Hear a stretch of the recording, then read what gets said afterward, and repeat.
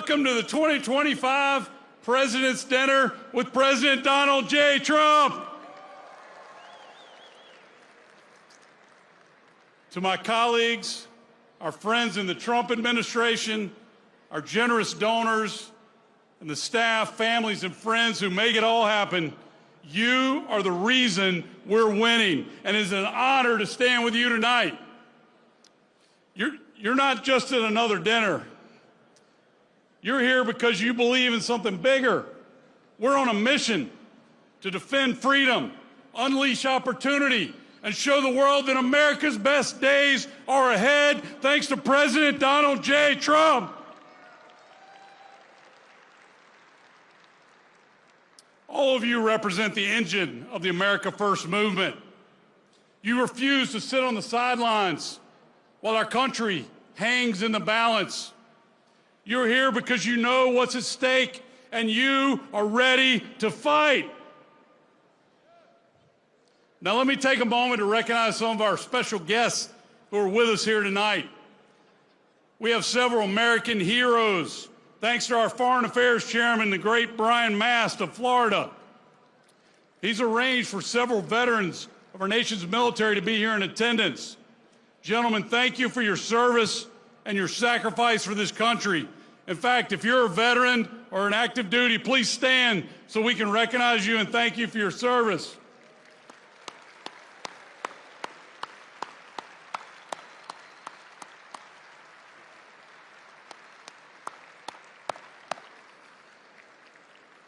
Next, I want to thank our leaders who are helping drive this mission forward.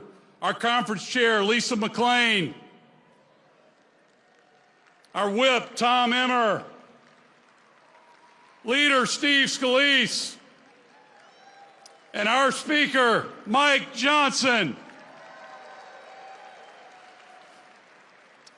You've unified this conference and you've reminded the country what conservative leadership looks like. Thank you for your great leadership. Thank you for keeping us laser focused on delivering Donald Trump's agenda. And of course, later this evening, we're all going to hear from the 47th President of the United States, Donald J. Trump. And Mr. President, welcome back. Thank you for your fearless leadership, your love for this country, and your unshakable commitment to putting the American people first. You've challenged the status quo. You've started rebuilding our economy.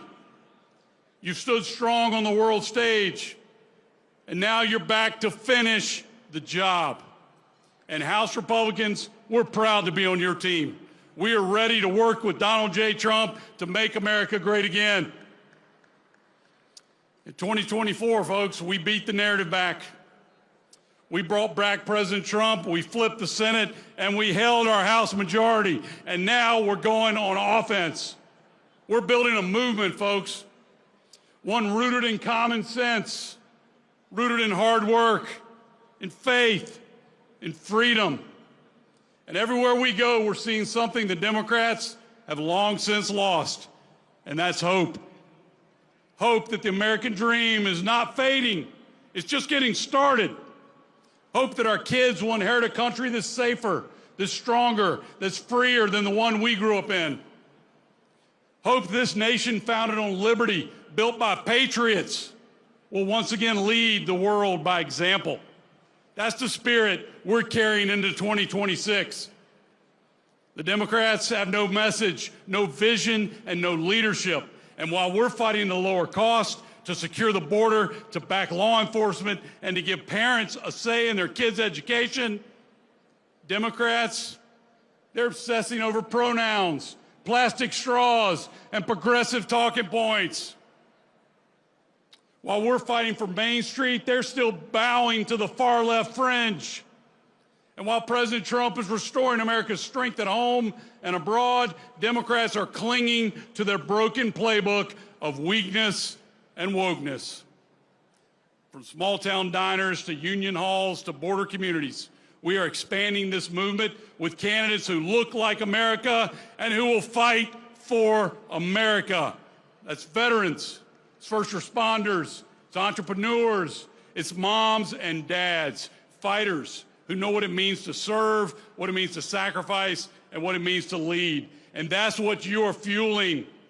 That's why tonight matters. You're investing in the fight for this country, and I can't thank you enough. So please keep showing up, keep believing, keep donating. They say don't give till it hurts. If you keep giving till it feels good. What we do today and in the 2026 election will decide what kind of country we leave for our children and our grandchildren. We're not just defending a House majority, we are defending the American dream. But the left isn't going to go away quietly. They've got millions of dollars in dark money, and they have the media on their side. We need backup, and our backup comes from all of you. Thank you to everyone in this room. I'm proud to announce that because of your hard work, because of your treasure that you've put into this fight, with only 4 weeks to put this dinner together, we've shattered all the records.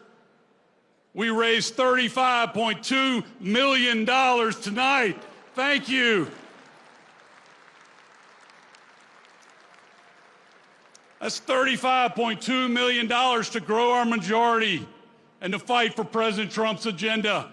I'm overwhelmed by your support. So let's defend our majority, let's fight for working families, let's back President Trump, and let's finish the job. God bless you, God bless President Trump, and God bless the United States. Thank you. Thank you.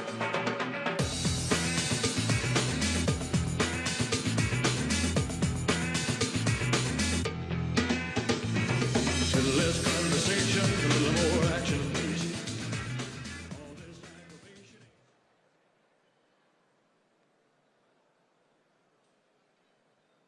Ladies and gentlemen, please welcome the chair of the House Republican Conference, Lisa McClain.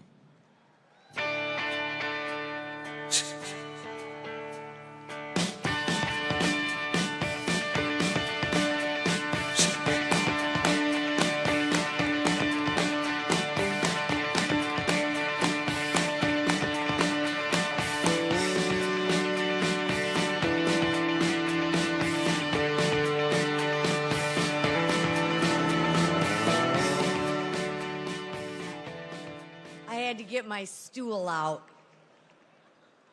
I may be little, but I play big. And I don't know about you guys, but I am so excited to be here tonight.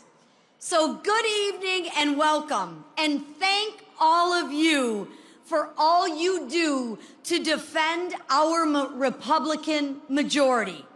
Keep growing the majority does not happen without each and every one of your support. I want to especially thank the NRCC Chairman, Richard Hudson, and his team for all the incredible work they did to make tonight possible.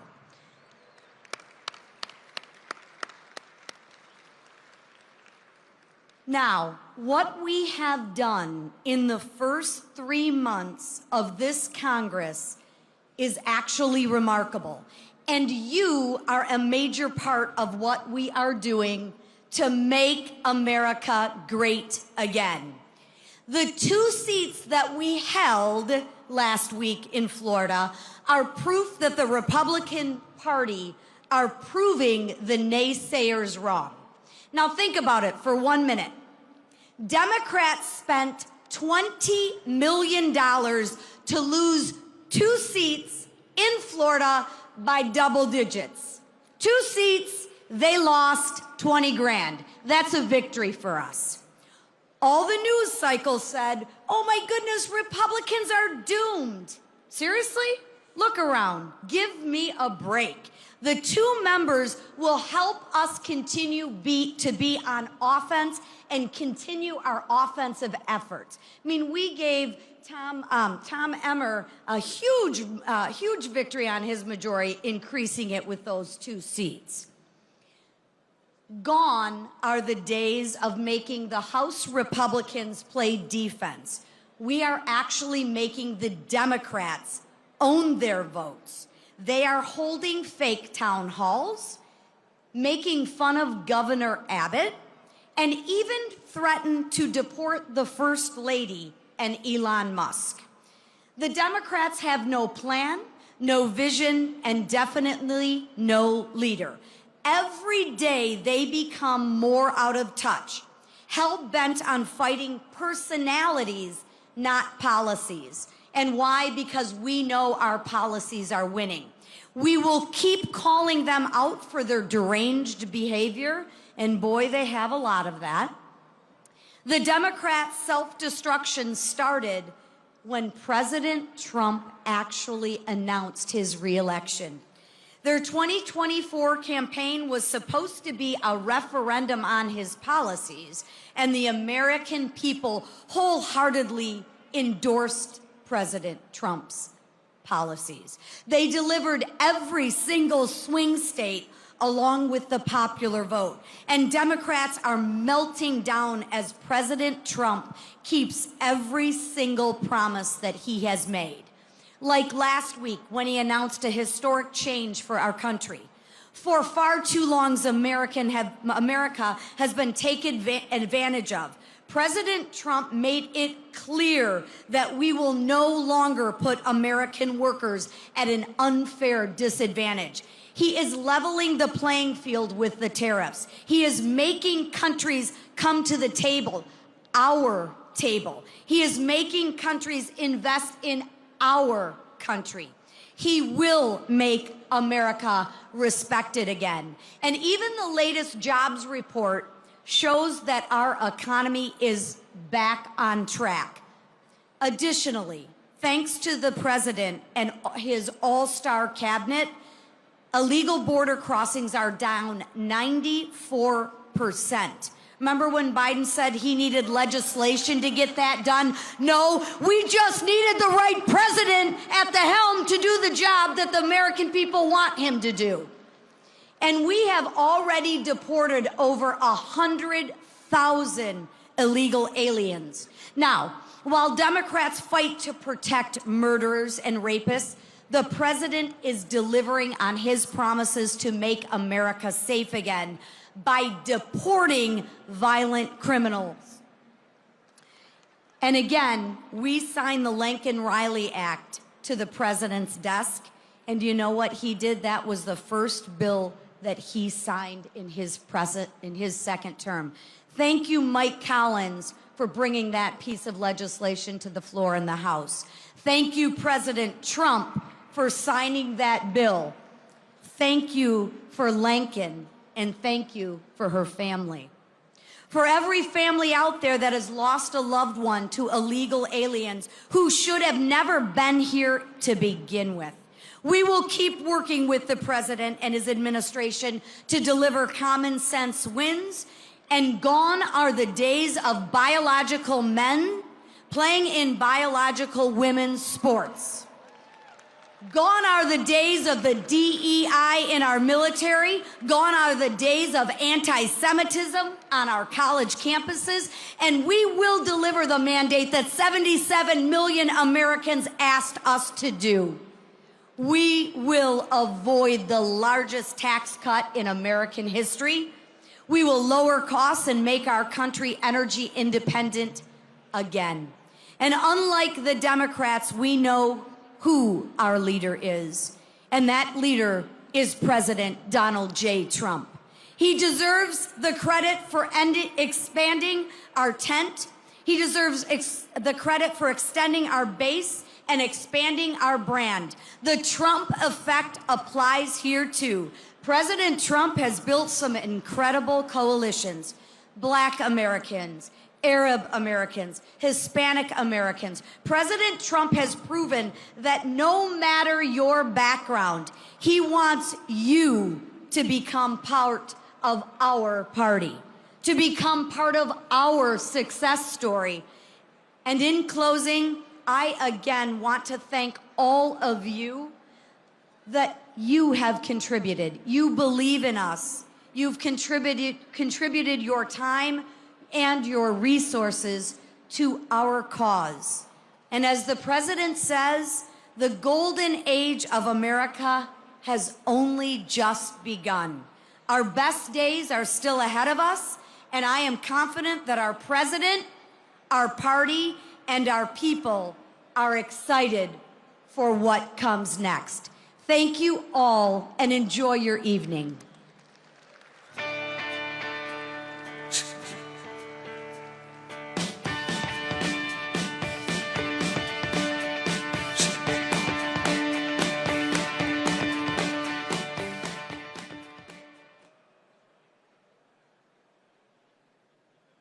Ladies and gentlemen, please welcome back to the stage your Republican Majority Whip, Tom Emmer.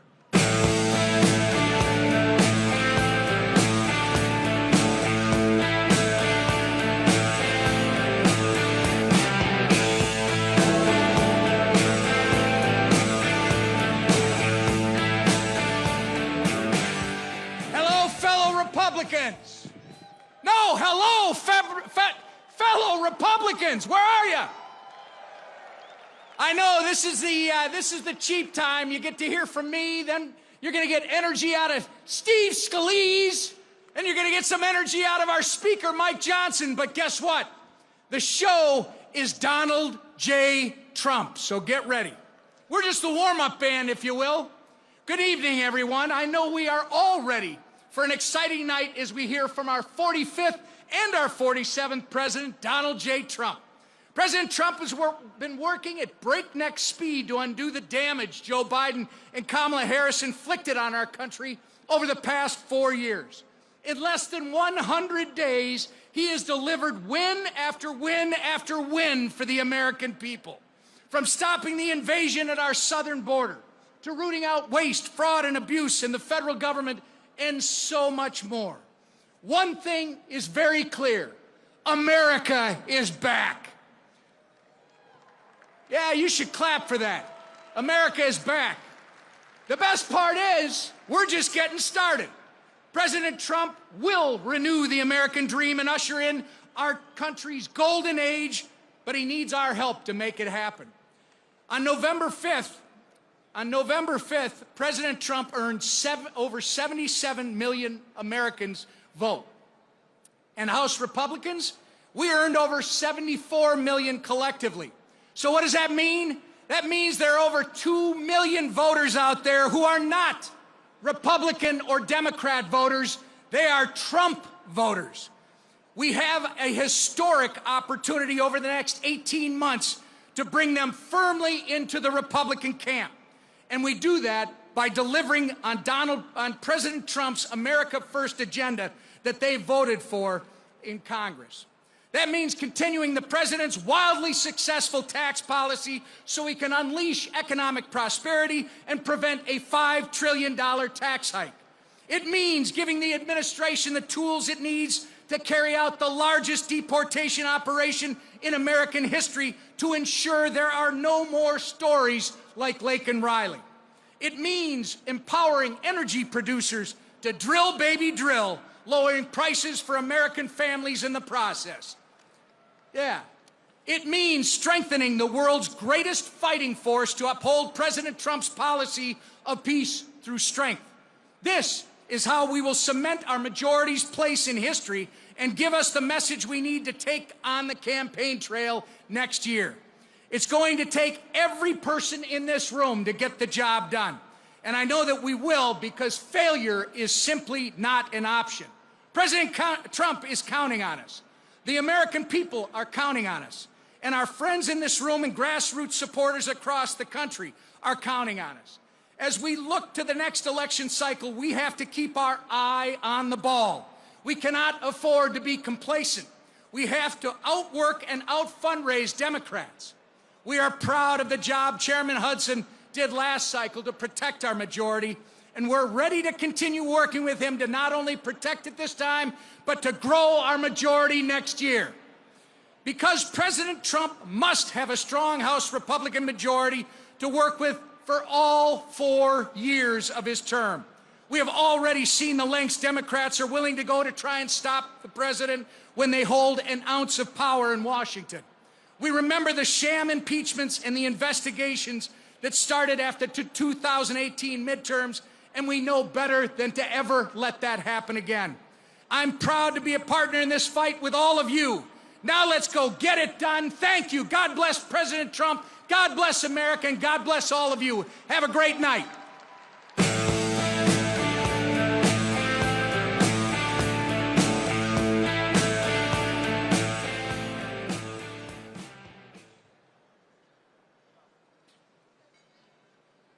Ladies and gentlemen, please welcome your leader of the House Republican Majority, Steve Scalise.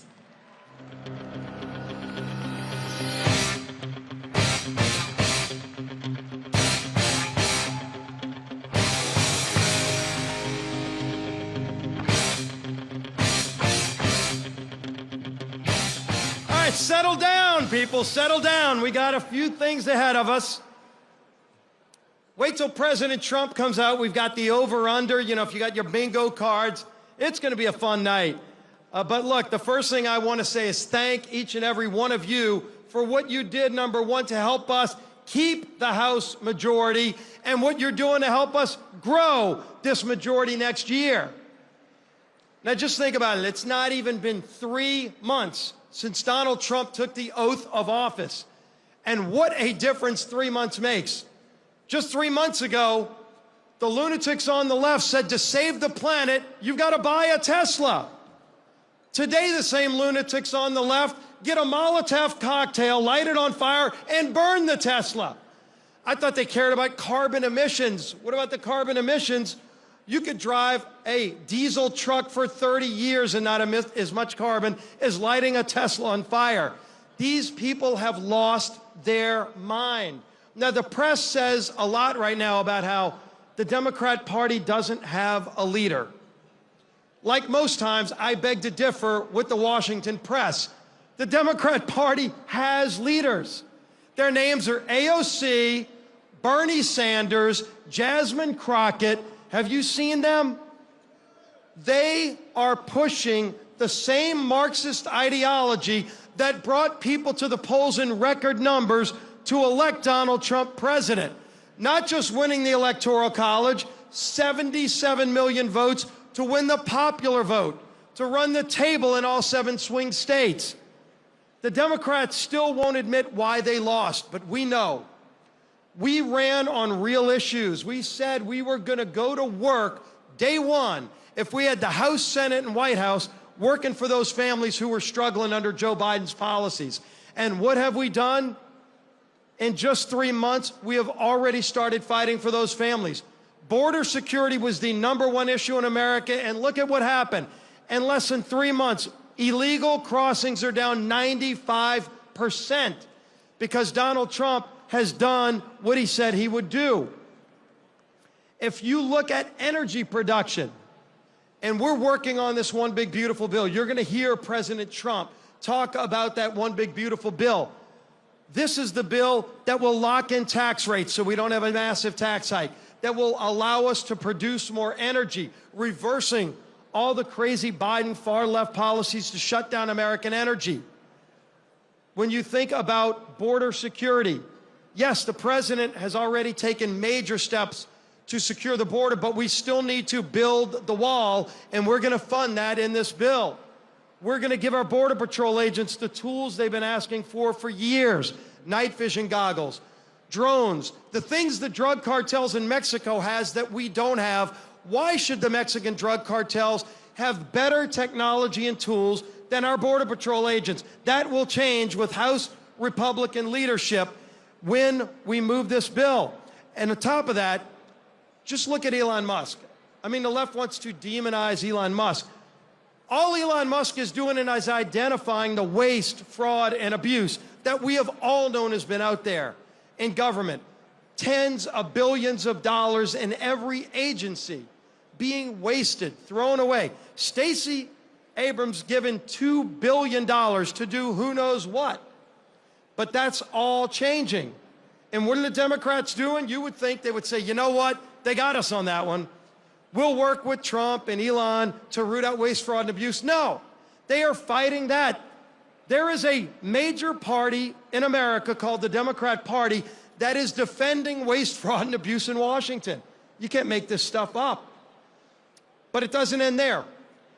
We identified before the election that about 75% of federal workers in Washington weren't even showing up for work. You have to show up for work. Our constituents have to show up for work. Yet these bureaucrats were making over $100,000 a year, not showing up for their jobs, and the job wasn't getting done. And President Trump, day one, said, you better show up for work. Now, you don't have to, but if you don't, you lose your job. Well, man, lo and behold, they all started finding their workplace. Not to work, but to protest. Look, what we have done with this majority in just 3 months is only the beginning. When you see these policies start going into law, Trump's first week in office, we had the Lake and Riley bill on his desk. We're putting 2 more on his desk this week to reverse some of the crazy financial regulations. When we get this big bill on his desk to lock in tax rates, to produce more energy, to secure the border, to lock in DOGE savings, and all the other things we're doing, including strengthening America's national defense. Watch what happens to the economy. And all the naysayers, the press will never be on our side. They'll never tout the wins. But this President Trump has come here on a mission. I got to work with President Trump in the first term, and everybody watching knows this.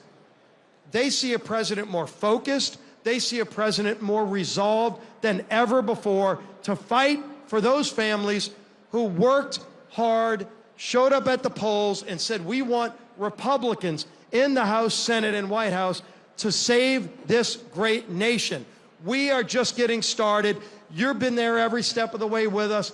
We're going to grow this majority. We just, by the way, got 2 more House Republicans last week. 2 elections in Florida. We won. Randy Fine and Jimmy Patronis are probably here tonight. Let's welcome our 2 new Republicans. We doubled our House majority. And think about this. I'm going to leave you on this note. Because a lot of you, when you're donating money, you wonder about your return on investment.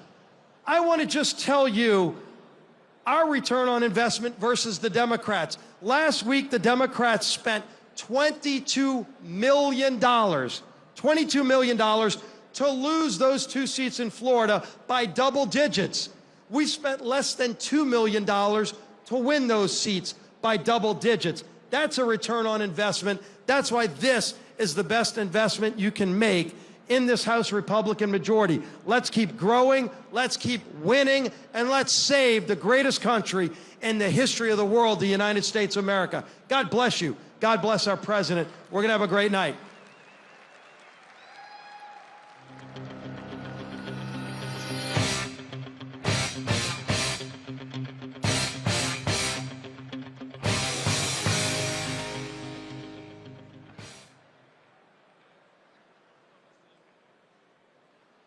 Ladies and gentlemen, please join us in welcoming the 56th Speaker of the United States House of Representatives, Mike Johnson.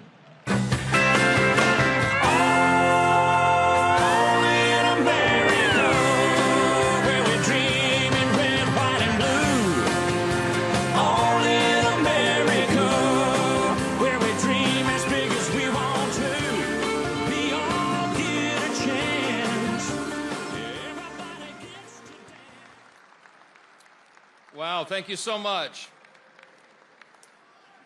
Thank you. What a great crowd, what an extraordinary setting. I love this building. It always reminds me of the Sound of Music. You know, it feels like we're in Austria or something. Really, really grateful to see all of you. I want to thank Chairman Richard Hudson. What a great leader he is for the NRCC and the entire team. Lot of gratitude to hand out tonight. I want to thank our entire House leadership team. I want to thank our extraordinary members. So many of them are joining us here tonight. And of course, most importantly, we want to thank all of you for making this possible this evening. This is a big one for us, and we shattered all the records, and I promise you, we're going to be a good steward of those resources. We have a big job ahead of us. We truly have a lot to be grateful for tonight, a lot to celebrate. Not the least of which is this fact. I don't know if you've been following this, but we now officially have a 7-seat majority, ladies and gentlemen. Yes, I know.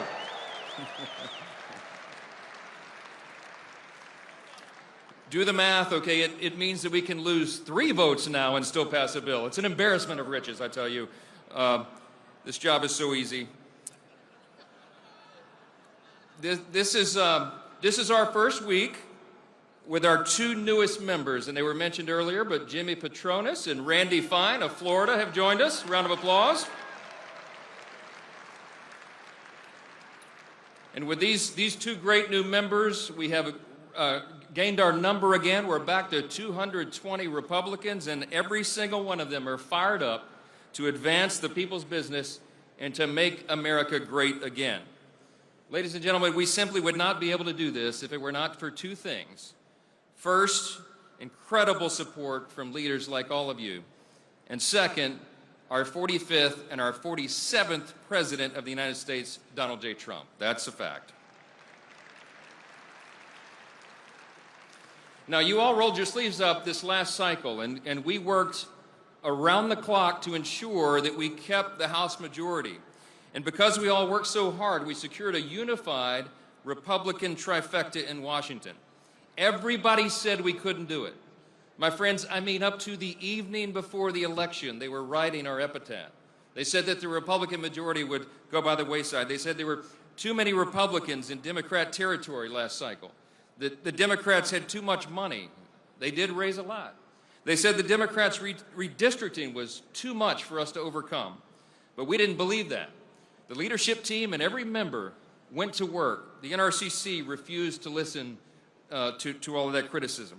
We got to work, we shored up our incumbents, we recruited incredible workhorses from coast to coast. Like so many of our members, I crisscrossed the country nonstop. I mean, almost literally every day we were not in session, I was on the road. I did over 360 campaign events, 250 cities in 40 states. I logged enough miles to circle the globe 5.5 times. That's a real statistic. Some of y'all know I was 4 inches taller when I became Speaker of the House. They beat me down mercilessly. But we all did that. All the members worked around the clock and overtime to get that done. And along with our partners at CLF, the Congressional Leadership Fund, my team, we raised $332 million in 11 months to be able to do that. And many of you wrote the checks to make that possible. Thank you for that. Thank you. So here's what happened, and you know, the reason we're here tonight, the reason we're celebrating what we have achieved and looking forward to the challenge ahead is because everybody got to work and made that happen. Our House Republicans defended our majority. We achieved the highest popular vote in history. And we flipped seats in Pennsylvania, Michigan, Colorado, and Alaska. And now we're enacting a bold America First agenda to deliver on that mandate. We hit the ground running since January 3rd. We've been very busy. You've been watching this day by day. We've been defying the odds. We've been making the critics be quiet. Just a small sample of the legislation we passed includes the Laken Riley Act, which is to save lives from the Biden border crisis. The Illegitimate Court Counteraction Act to defend Israel. We passed the Protection of Women and Girls in Sports Act. That's right. We passed the Violence Against Women by Illegal Aliens Act, the Halt Fentanyl Act, the Protecting American Energy Production Act, and our government funding bill that put the Democrats on record for supporting a government shutdown and actually ignited a civil war, a political civil war in their camp. Through it all, Republicans in Congress have stayed laser focused on advancing common sense, pro-growth policies. And the American people have taken note. Our party right now, my friends, enjoys record high levels of approval. And today, more Americans believe the country's on the right track than at any point in the last 20 years. That's a big thing. In the weeks ahead, we're going to continue to hammer out the budget reconciliation bill, which will be one of the most consequential pieces of legislation that Congress has passed in decades and perhaps in the history of the Congress. Republicans here are committed to delivering President Trump's full America First agenda with that one big, beautiful bill. I'm not going to do it in his voice, okay? We're going to make good on our promises. And what does that mean? We're going to secure the border. We're going to restore America's energy dominance. We're going to dismantle the deep state. We're going to grow our economy and reduce inflation. And we're going to turn America to peace through strength. House Republicans are moving full steam ahead to move the one big beautiful bill across the finish line and onto the president's desk as quickly as possible. Through all this, we are also implementing our game plan for 2026, and this is what's important to everybody here. What you're investing in tonight is the plan that we're going to take into the field. Our work over just the past months has broken the Democrat Party. While we are at record high approval levels, they are at record lows. They're negative 9% net approval in their own party right now, the Democrats in Congress. Their ideas are radical, their agenda was rejected, and their chances at a majority in 2024 were soundly defeated. Now they have no leader, no message. They have no vision for the country other than to double down on their failed, terrible policies, and they're sending out their emerging new leaders like AOC and Bernie Sanders. That's where they are, right? But we know that they will stop at nothing to get back in the majority in 2026. And if they were able to do that, my friends, heaven forbid, the president's agenda would come grinding to a halt after 2 years. We would see a return to open borders policies. We would see impeachments and corrupt lawfare resurrected. And we would see the largest tax increase in American history. We cannot allow that to happen, and the American people agree. And that's why tonight, I have never been more confident and optimistic about the future of our party, our movement, and our country. The media loves to underestimate us. They love to be naysayers, but we have proven them wrong over and over again, and we will continue to do so. I'm convinced that when we deliver on our agenda this Congress, we will not only defy expectations, but we'll defy history in 2026. It won't be easy. We're going to need every single one of you to get us over the finish line. In the last election, we saw a once-in-a-generation demographic shift, and I believe we're going to hold those voters, those new people that came into the party, and we now have a once-in-a-generation opportunity to deliver on those promises. I'll close with this. All of this is not possible without the leadership of a great president. President Trump once delivered the greatest economy in the world, and he will do it again with a little time and a Congress that helps him get there. President Trump once delivered a secure border, and he has already delivered that again. President Trump once restored peace through strength, and he is already doing that again by bringing hostages home, supporting our allies like Israel, and getting our adversaries to the negotiating table. These are the reasons that we're so bullish about the historic moment that we are in right now. We're all in this together, and President Donald J. Trump is leading the way. So tonight, we want to thank you all again for your support and your trust in us. I want to assure you that we will not let you down. God bless you for standing with us. We appreciate you so much.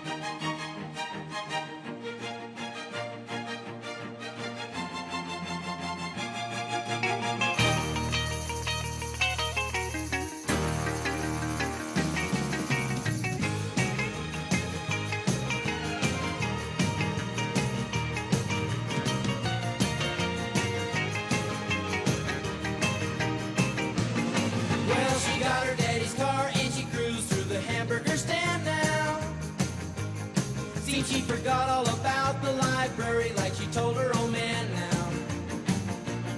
And with the radio blasting goes cruising just as fast as she can now. And she'll have fun, fun, fun till her daddy takes a T-bird away. Fun, fun, fun till her daddy takes a T-bird away. Can't stand her 'cause she walks, looks and drives like an ace. You walk like an ace now, you walk like an ace. She makes the Indy 500 look like a Roman chariot race. Like an ace now, you look like an ace. A lot of guys try to catch her, but she leads them on a wild goose chase. Like an ace now, you drive like an ace. She'll have fun, fun, fun till her daddy takes a T-bird away.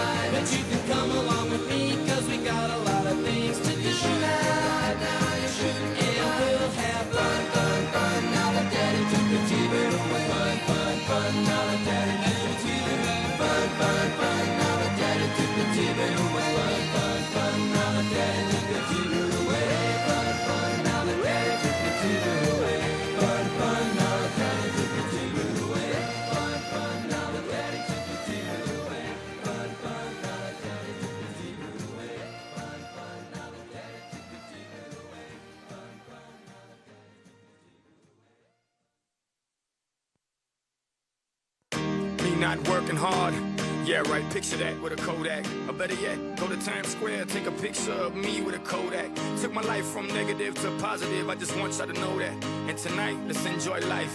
Pitbull, Naya, Neo, that's right. I want all of you tonight. Give me everything tonight. For all we know, we might not get tomorrow. Let's do it tonight. What they say, oh, what kills them, nothing is enough to let. Let's do it tonight. I want you tonight. I want you to Grab somebody sexy, tell them, hey, give me everything tonight. Give me everything tonight. Give me everything tonight. Give me everything Take advantage of the night, cause tomorrow I'm off to do battle, perform for a princess. But tonight, I can make you my queen and make love to you endless. It's insane the way the name growing, money keep flowing. Hustlers moving silent, so I'm tiptoeing. So keep blowing, I got it locked up like Lindsay Lohan. Put it on my life, baby. I make it feel right, baby. Can't promise tomorrow, but I promise tonight. Excuse me, and I might drink a little more than I should tonight. And I might take you home with me if I could tonight.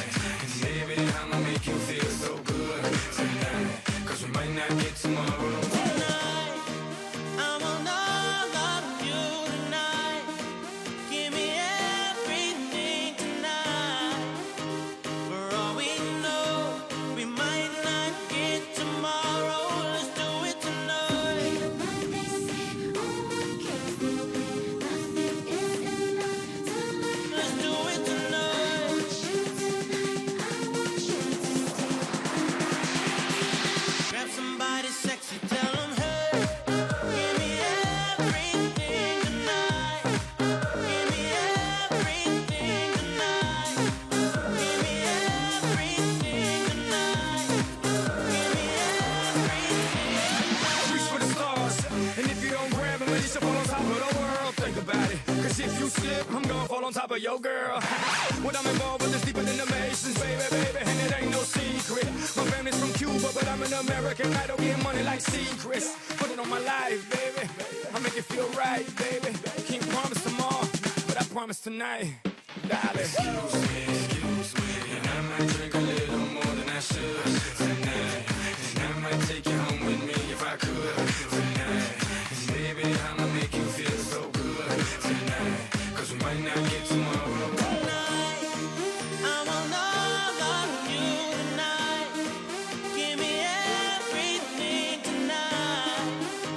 For all we know, we might not get tomorrow. Let's do it tonight. what they say, oh, what kills them, nothing is enough to let. Let's do it tonight. I want you tonight. I want you Grab somebody sexy, tell them, hey, give me everything tonight. Give me everything tonight. Give me everything tonight. Give me everything tonight. Excuse me, and I might drink a little more than I should tonight. And I might take you home with me if I could tonight. And baby, I'ma make you feel so good tonight. Cause we might not get tomorrow.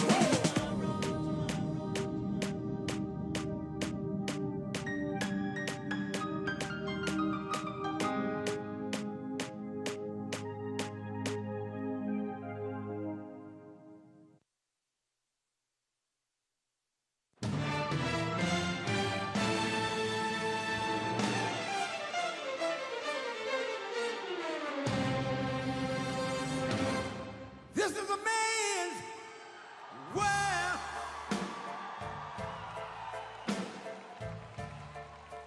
This is a man's world.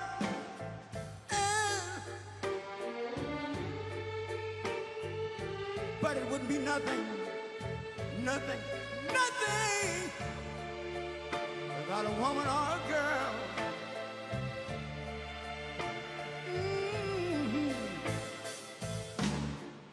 You see, man made the car. The take us over the road. Man made the train, carry the heavy load. Man made the electric lights to take us out of the dark. And man made the boat of the water. Like my Bible said, Noah made the ark. This is a man's world. Ow! But it wouldn't be nothing, nothing, nothing about a woman or a girl.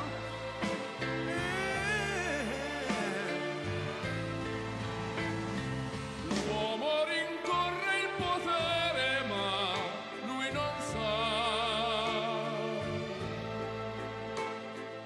che il grande limite ad essere come si parla. Nel palmo stringe un'idea che non vive, che nella sua fantasia corre, se non si accorge che poi non l'ha più senso, se si vive solo per sé.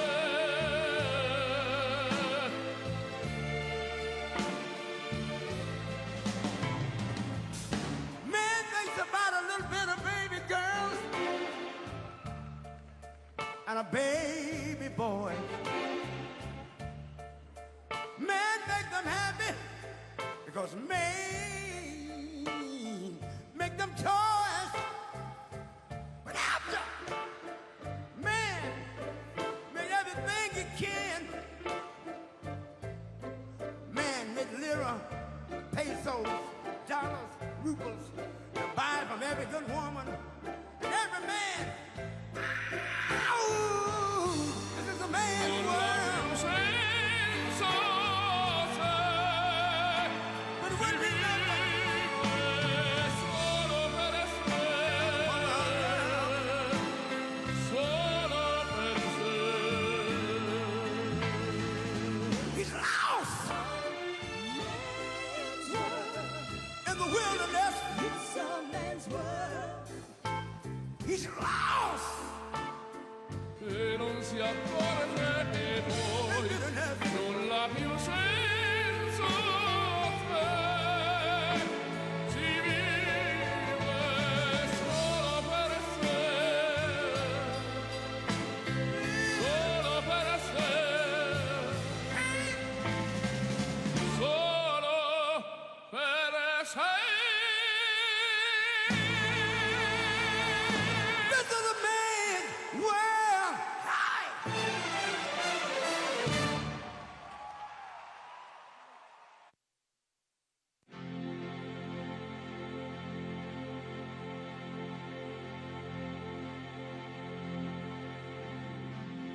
It's been 7 hours and 50 days since you took your love away.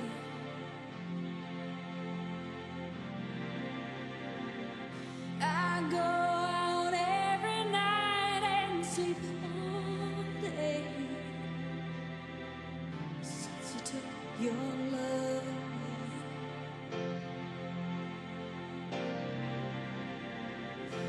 Since you've been gone, I can do whatever I want. I can see whomever I choose.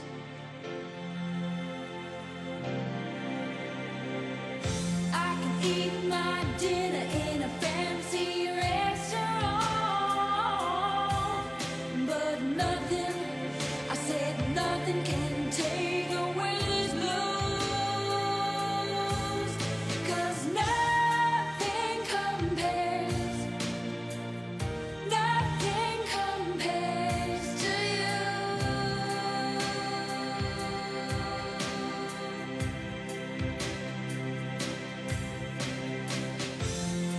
It's been so lonely without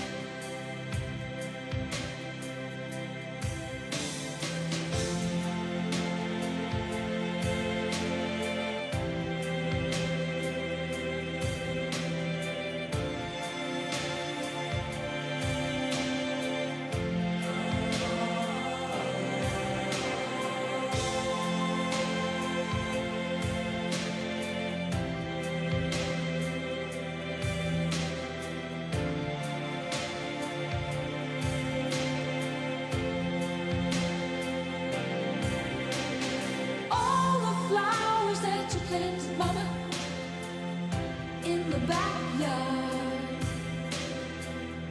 All night and he went away.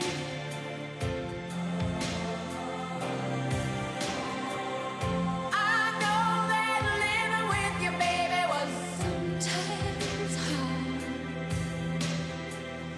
but I'm willing to give it another try. Nothing compares, nothing compares to you. Nothing compares, nothing compares to you. Nothing compares, nothing compares to you.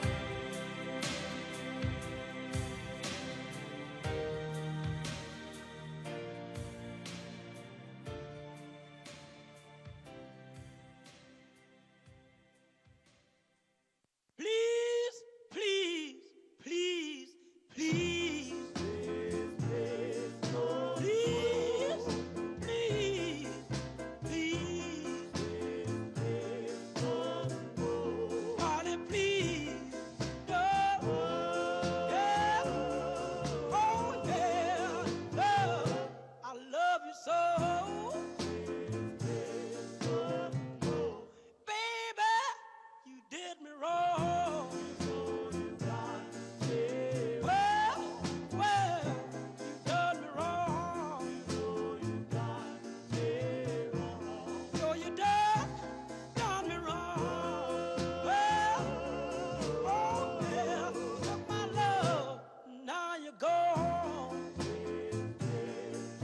Please, please, please, please, please, please, please, please, please, please, honey, please, don't.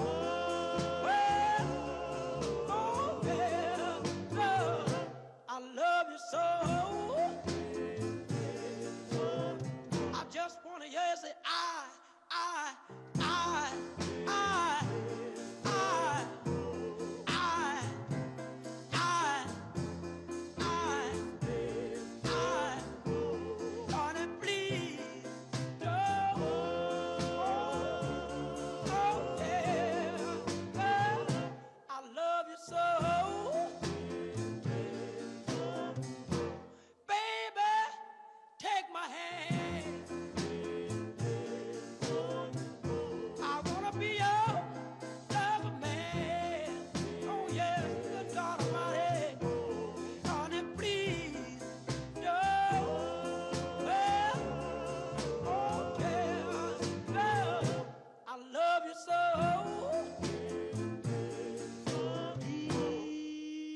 Please don't go. Please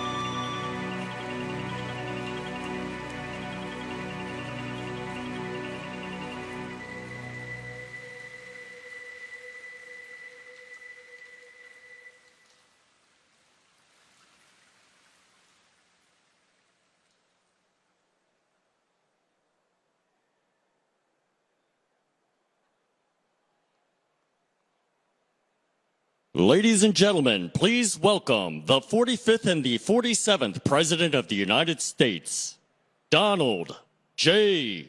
Trump. And I'm proud to be an American, where at least I know I'm free. And I won't forget the men who died, who gave that right to me. And I gladly stand up next to you and defend her still today. 'Cause there ain't no doubt I love this land. God bless the USA.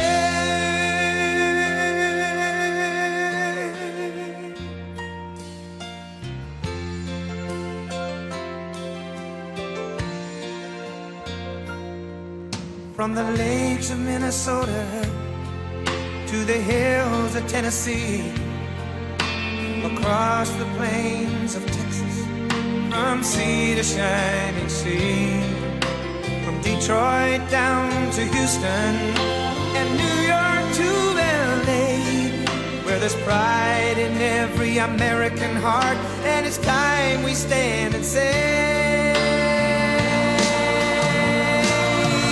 that I'm proud to be an American, where at least I know I'm free. And I won't forget the men who died, who gave that right to me. And I gladly stand up next to you and defend her still today. 'Cause there ain't no doubt I love this land. God bless the USA.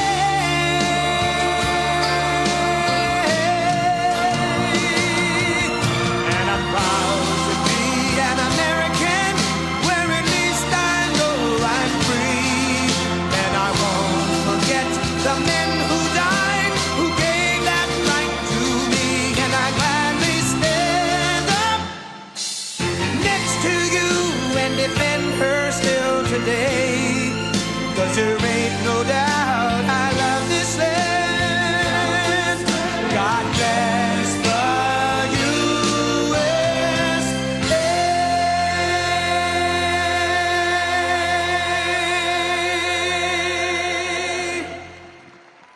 Well, thank you very much. This is a great room. And, you know, we've done very well in this room before, but right now we broke every record. I just heard from Mike Johnson. He said, we broke every record, sir. There is over $35 million. That's not bad for an evening. For an evening, that's not bad.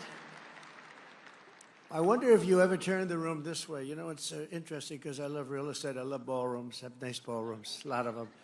I wonder if they ever turned it this way instead. So might be interesting. This way I'm not talking to a wall. They think they get a better view, but actually I'm not sure. But next time, maybe we'll have to worry about that next year. Well, we'll do 45 or 50 million, right? I mean, a lot of people, you broke your record attendance and you broke your money record, and that's a great tribute to the Republicans and the party and everything it stands for. And it's wonderful. And I want to thank especially Speaker Mike Johnson, because he's been incredible. And we have some unbelievable supporters of our House Republican majority with us, as you know, and with the help of everyone in this room. The next year's Republican Party is going to defy history. We're going to really defy it, and we already are. We're getting things done. It's going to be very interesting to see. This is going to be a very interesting year. We have an interesting time. We're making a fortune with tariffs, $2 billion a day. Do you believe it? I was told $2 billion a day. You know, I get hit by the press about tariffs. We're making $2 billion. This isn't 35 million, that's peanuts. $2 billion a day. And then they say, gee, they don't know. You know, this is only the enemy can be talking this way. In addition, we have a lot of countries coming to see us that want to make a deal. And we're doing things that nobody's ever even thought about doing. And we're going to defeat the radical left Democrats who are out there complaining about everything. All they do is complain, and then they want to put men and women sports and things like that. They want men and women's sports. They're still fighting for that. I saw this poor guy. You all know him. I won't mention his name. He's sort of a nice guy. He's a loser. He's a Democrat, but he's a loser. And he was fighting on a big show this morning We've got to have that. It's not fair that, essentially, that men aren't allowed to compete against women. Can you believe this guy?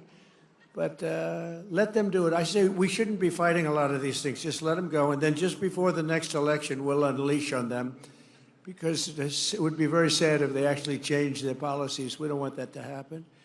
But we're going to win the midterm elections, and we're going to have a tremendous, thundering landslide. I really believe that. And it's so important that we pass the big, beautiful bill, because that's going to be, and I really think we're helped a lot by the tariff situation that's going on, which is a good situation, not a bad. It's great. It's going to be legendary. You watch, legendary in a positive way, I have to say. It's going to be legendary. But I really think it actually puts pressure on those few Republicans that just can't get there.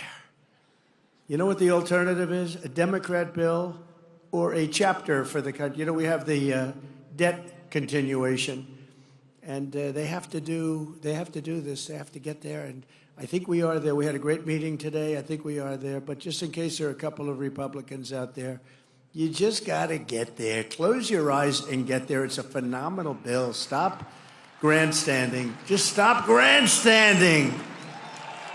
Boy, oh boy, oh boy. You know, their policy, the Democrats, is horrible.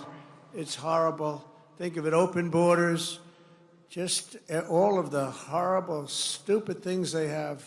You don't have energy, you don't have anything. They've lost their confidence. Everything is bad. But the one thing, they always vote in unison. You don't see somebody that's holding up. I'm going to hold up. And the alternative is hell. You know, the alternative is hell. So the Republicans, just that one little thing the Republican Party has to do is get together and damn vote. If you're a single guy or a second guy, and you fight like hell for what you get, and then in the end you have to vote because the policy is phenomenal. You know, they don't get every little ounce. It doesn't work that way. And this bill that we're working on now is the best I think we've ever passed. Mike, wherever you may be, it's the best. I think it's the best thing we'll get it passed, but I think it's going to be the most important thing we've ever passed. It's the best thing we've ever passed. And I do think that the war with the world, which is not a war at all, because they're all coming here. Japan is coming here as we speak. They're in a plane flying, lots of them, all tough negotiators, but things that people wouldn't have given us 2 years ago, wouldn't have even thought of it 2 years ago, 3 years ago, 5 years ago, 7, they're giving us everything. They don't want tariffs on themselves. And it's very simple. We're making deals, and people are paying tariffs. Countries are paying tariffs. Right now, China's paying a 104% tariff. Think of it, 104%. Now, it sounds ridiculous, but they charged us for many items 100%, 125%. Many countries have. They've ripped us off left and right. But now it's our turn to do the ripping. That's okay. We're going to make our country even stronger, stronger than it ever was. And 26 Republicans will fight for every state, every seat, and every single vote. We're going to fight like hell. I intend to personally campaign for candidates all across the country, and we just won't. You're right about that. We won't just keep our majorities. We want to expand our majorities by a lot. You know, there's this thing about midterm elections that you have a president and they never seem to win. I don't understand. They never seem to win the midterm elections, and I have no idea why. You know, we're not going to let that be a self-fulfilling prophecy. I have no idea why. We're setting records right now. We're getting more things approved than any president has ever done in the first 100 days. It's not even close. I had somebody say the most successful first month in the history. Now they said the most successful 100 days in the history of our country, and I believe that's right. And we're going to continue that way, if not more so. And we're going to do tremendously in midterms. There's no reason we should do great in the midterms. There's this thing that, for some reason, the president, whoever the president is, the midterms are tough. Why would they be tough? If we're doing great, they should be easy. And I'm telling you, we got to win a lot more. But as Mike said before, I happened to listen to him. He was on C-SPAN 1. That's a big upgrade, right? I was listening as I was putting on the tie. How does it look? He was on C-SPAN 1, and they were talking about that, and I thought to myself, because people love him and they love your leaders, they love, really the party is just doing well. A couple we could do without, to be honest with you, but the party is doing well, and there's no reason we shouldn't just get together and win these midterms and win them by a lot, because 7 that I heard Mike talking about before, 7 is not really enough. But we lived for 1 for a period of time. You know, the only thing good about 7, when you have 1, and now all of a sudden you have 7, it sounds like it's like a landslide. It's so good. It's like the most amazing thing. 7 sounds so good when I hear that. It sounds like we can't be beaten. And we should be 50, 60 up. Honestly, we should be 100 up, because based on policy, these people have the worst policy that anybody's ever seen. There's something wrong with them. Honestly, there's something wrong with them, all this crap. 13 House Democrats currently represent districts that voted for Trump, and voted for Trump big. And in 2026, we're going to tell them, all 13, that you're fired, get out. Out, get out. No reason for that, 13, but 13 is a small number compared to some of these stats. We are going to work very hard. I'm going to do tele-rallies. You know tele-rallies? I'll do rallies for a lot of you, but I'll do tele-rallies at a minimum. And we just had 2 great elections, by the way, and I heard everybody is introducing our 2 new Congress. Where are they, please? Stand up. I want to look you in the eye. I want to look you in the eye, Randy. Look at the 2 of them. What a job you did, man. Huh? You were never in doubt. Where's our second person here? I know oh, there he is. Boy, they gave him a lousy seat. He's behind. Great job. We're proud of you, man. Great job. Great job. Thank you. And, you know, both elections, they were saying, it's going to be close. It's going to be close. And I was listening. And they won by, you won by what, 17 points, 18 points? I don't think that's close. I don't think it's close. So we won by 15 and 18 points. And they're saying it was a terrible evening for Trump. Can you believe it? Terrible evening. They only won by 18 points and 15 points. Anyway, good job, both of you. Good job. But in addition to our fantastic House Speaker, we're pleased to be joined by Majority Leader Steve Scalise. And I watched you too, Steve. I watched you on C-SPAN 1. And Steve has suffered greatly. I mean, I was there the night that it looked like he wasn't going to make it. He's very brave. He suffered greatly. And I tell the story about the baseball game where, I mean, he was really, the doctor told me, sir, I've never had anybody lose so much blood. It's not looking good. And his wife loved him. She was such a disaster that night. She was crying. She was crying. Because I've been with people that were in serious trouble and the wives couldn't care. They couldn't care less. In fact, after they recovered, I said, do yourself a favor, get rid of the wife. She couldn't. No, I'm only kidding, of course. I'm only kidding. I like to say I'm only kidding. That way, that cleans it up a little bit for the press. I say I was only kidding. No, I've seen some wives that were truly not bothered too much. I had one where the dog died and the husband died on the same day, and I said, it's too bad about Harry. No, but Lucy died. Lucy, oh my God. Harry didn't mean, he left her a fortune too. Can you believe it? Harry didn't matter. The dog mattered a lot. But I was with Steve, and he was really, you know, that was a tough thing. And then, amazingly, he was, like a year later, he was in the baseball game against the Democrats, and he's playing second base, and he was having a hard time. You know, it's a hard time getting around. And with his luck, a shot was hit to him on the ground, a ground ball, and he got down, and that ball was, no way that ball was, it was right at him, but really, it was whacked. I don't know who the hell hit it. It looked like a major league ground ball. And Steve went down and blocked that sucker and got on his knees and threw it to first base. It was the most unbelievable thing that it could happen. This was God watching a game, I'm telling you. Does everybody remember that? He blocked it, or knocked the hell out of his foot. Not his glove, it was his foot. And he got down and grabbed the ball, threw it out, and got the runner by quite a bit. And they then took him out of the game. And I said, what a great move. That was a good manager. They took him out of the game because you can't improve on that, let me tell you. But he had great courage, and amazing how he's done. And he's been very special, and all of us know it. He's really done great. Another man I've really gotten to know a lot, and I think he's fantastic, is Tom Emmer, Majority Whip. I think he's fantastic. Where's Tom? Where's Tom? Where is our Tom? Because I want to see his wife. You know, his wife is better than him. He admits it. Oh, that's good. Hi, Tom. So where is she, Tom? Oh, no. She's not. She's home. She's watching C-SPAN. Yeah, I know. Thank you, Tom. Great job you do. And Lisa, you were up talking about Donald Trump tonight. And Lisa McClain, conference chair, she was talking about Trump. And I appreciate it, Lisa. Lisa, where are you, Lisa? Just like a roast. Thank you, darling. I saw your whole speech. I watched you and Steve and Mike. I watched the whole thing. Then they said, sir, we have to leave. You're going to be late. I said, I want to watch your speeches. And we have Richard Hudson, the NRCC chairman, who set the record tonight. Richard, great going.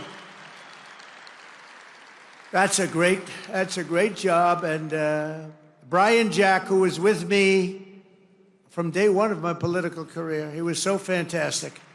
He was so fantastic. And he came to me, he said, do you think it would be okay? He wanted to run for Congress. He always wanted to run for Congress. It was the most important thing. But he was with me, knows so much about politics and boxing. He knows a lot about boxing, too, but he loves politics. But he really just wanted to run.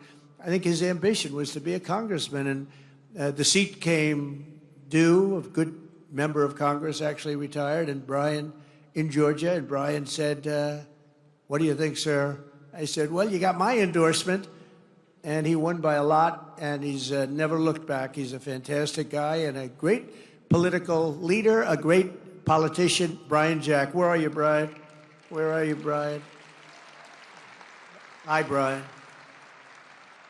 Great job. I'm proud of you, Brian. And more than 160 members of Congress, and I'd like to really, you've done incredibly well. They're really looking back. And, you know, I said before, the Democrats have taken a lot of beatings. They have lost their confidence. They've gone crazy. They've gone crazy. How about this new one they have? Their new star, Crockett. How about her? Is that real? Are they serious about that? That's their new star? If that's their new star, they're in serious trouble. I mean, this is Crockett.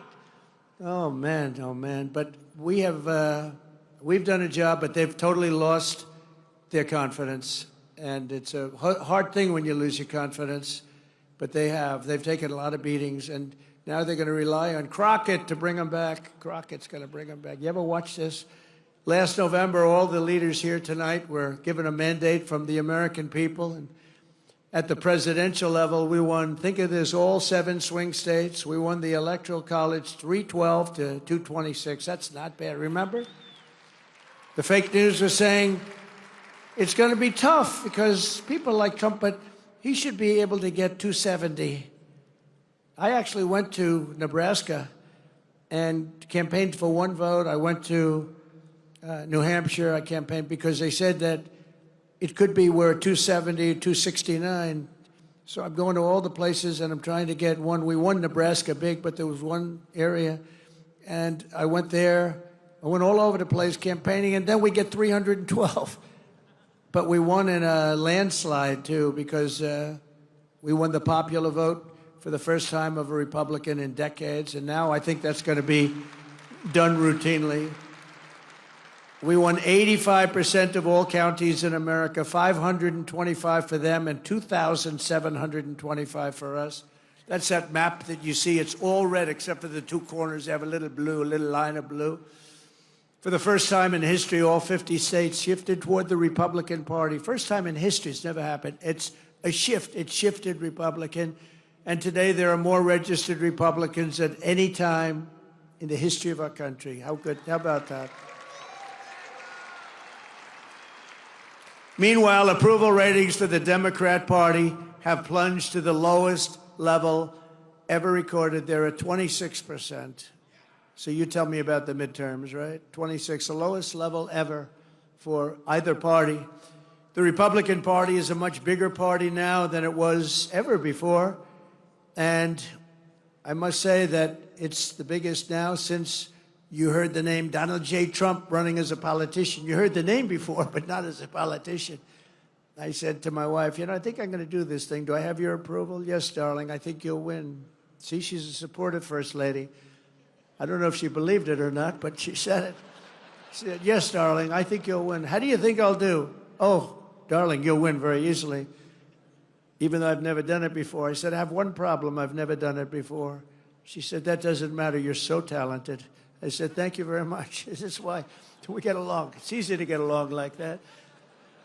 But we have far more people and far more enthusiasm than the party's ever had.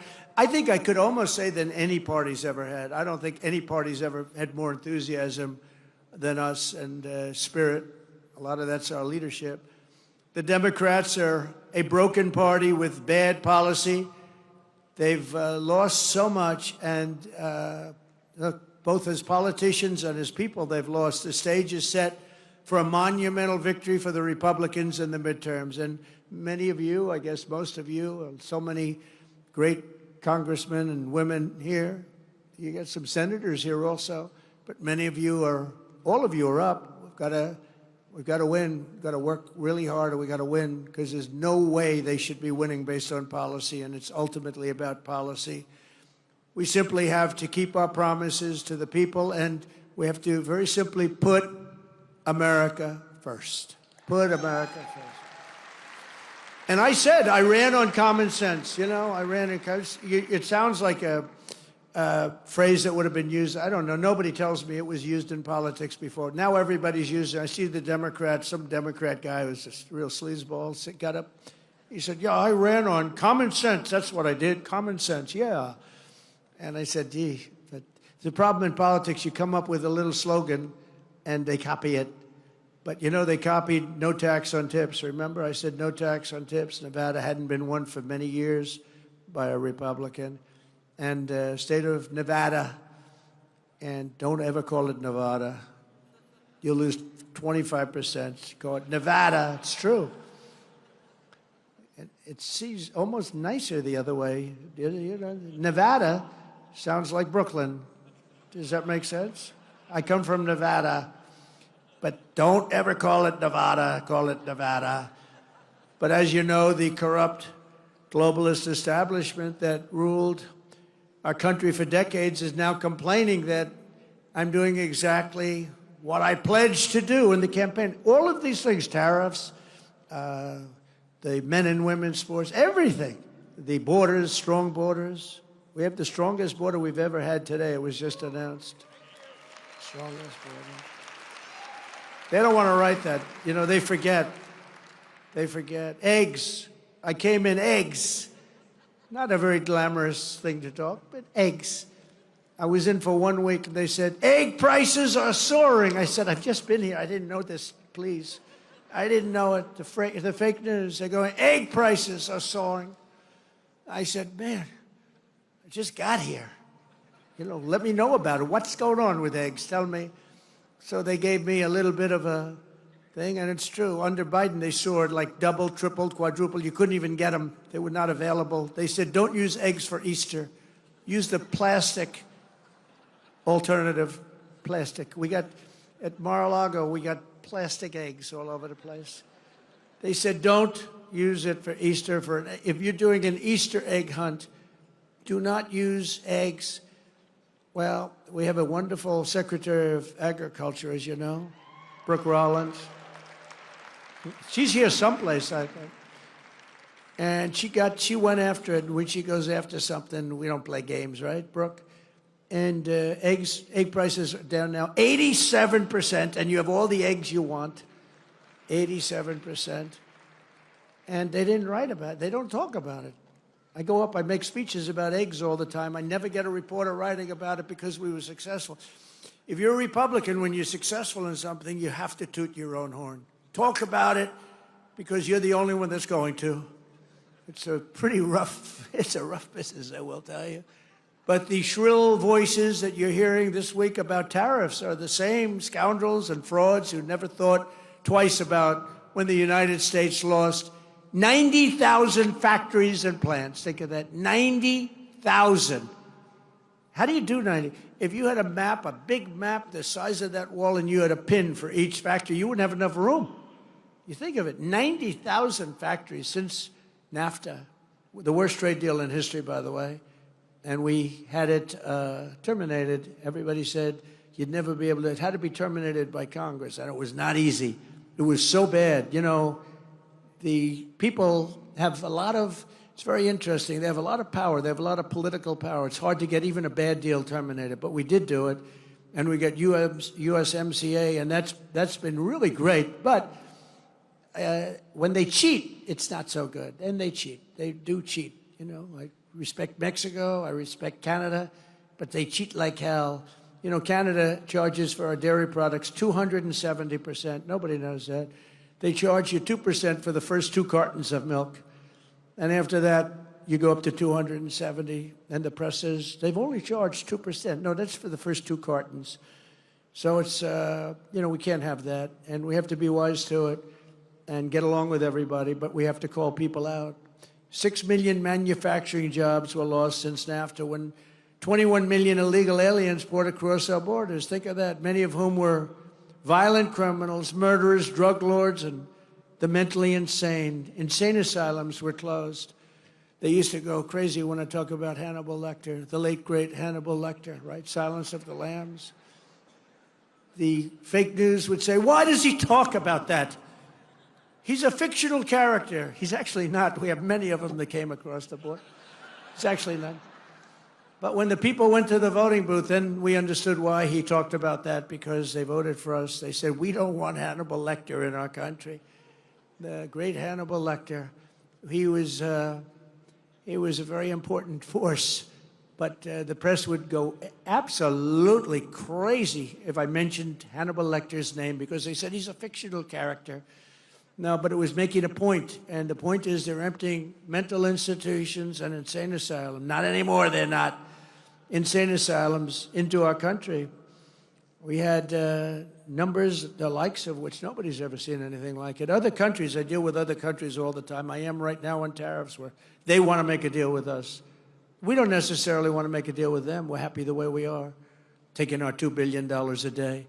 But they want to make a deal with us, and they talk about it, and they say, we cannot believe that they had open borders. These are countries, they have, you know, they have borders, and they don't let people into their country. They can't understand how.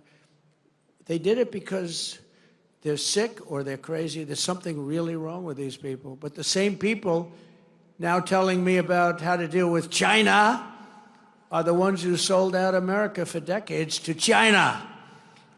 For decades, they gave up to China. I'm the only one that you know how much? China's paid almost $700 billion in tariffs under me. And then they say, Donald Trump hasn't been tough on China. They say Trump hasn't been tough on Russia. Okay, here's the story. Nord Stream 2. Did anybody ever hear of it? It's the biggest pipeline in the world. I closed it. Russia had it. I closed it. Putin told me that's the worst thing. You're supposed to be friendly with me. I'd hate to see you as my enemy. I closed Nord Stream 2. When Biden got in, he opened it up immediately. It serviced all of Europe, going to Germany. It serviced all of Europe. We closed it, and they say, oh, he wasn't tough on Russia. I was very tough with the sanctions and everything else. And by the way, just for your information, we're trying like hell to get the fighting stopped between Russia and Ukraine. A thing that never would have happened if the election wasn't rigged. We had a rigged election.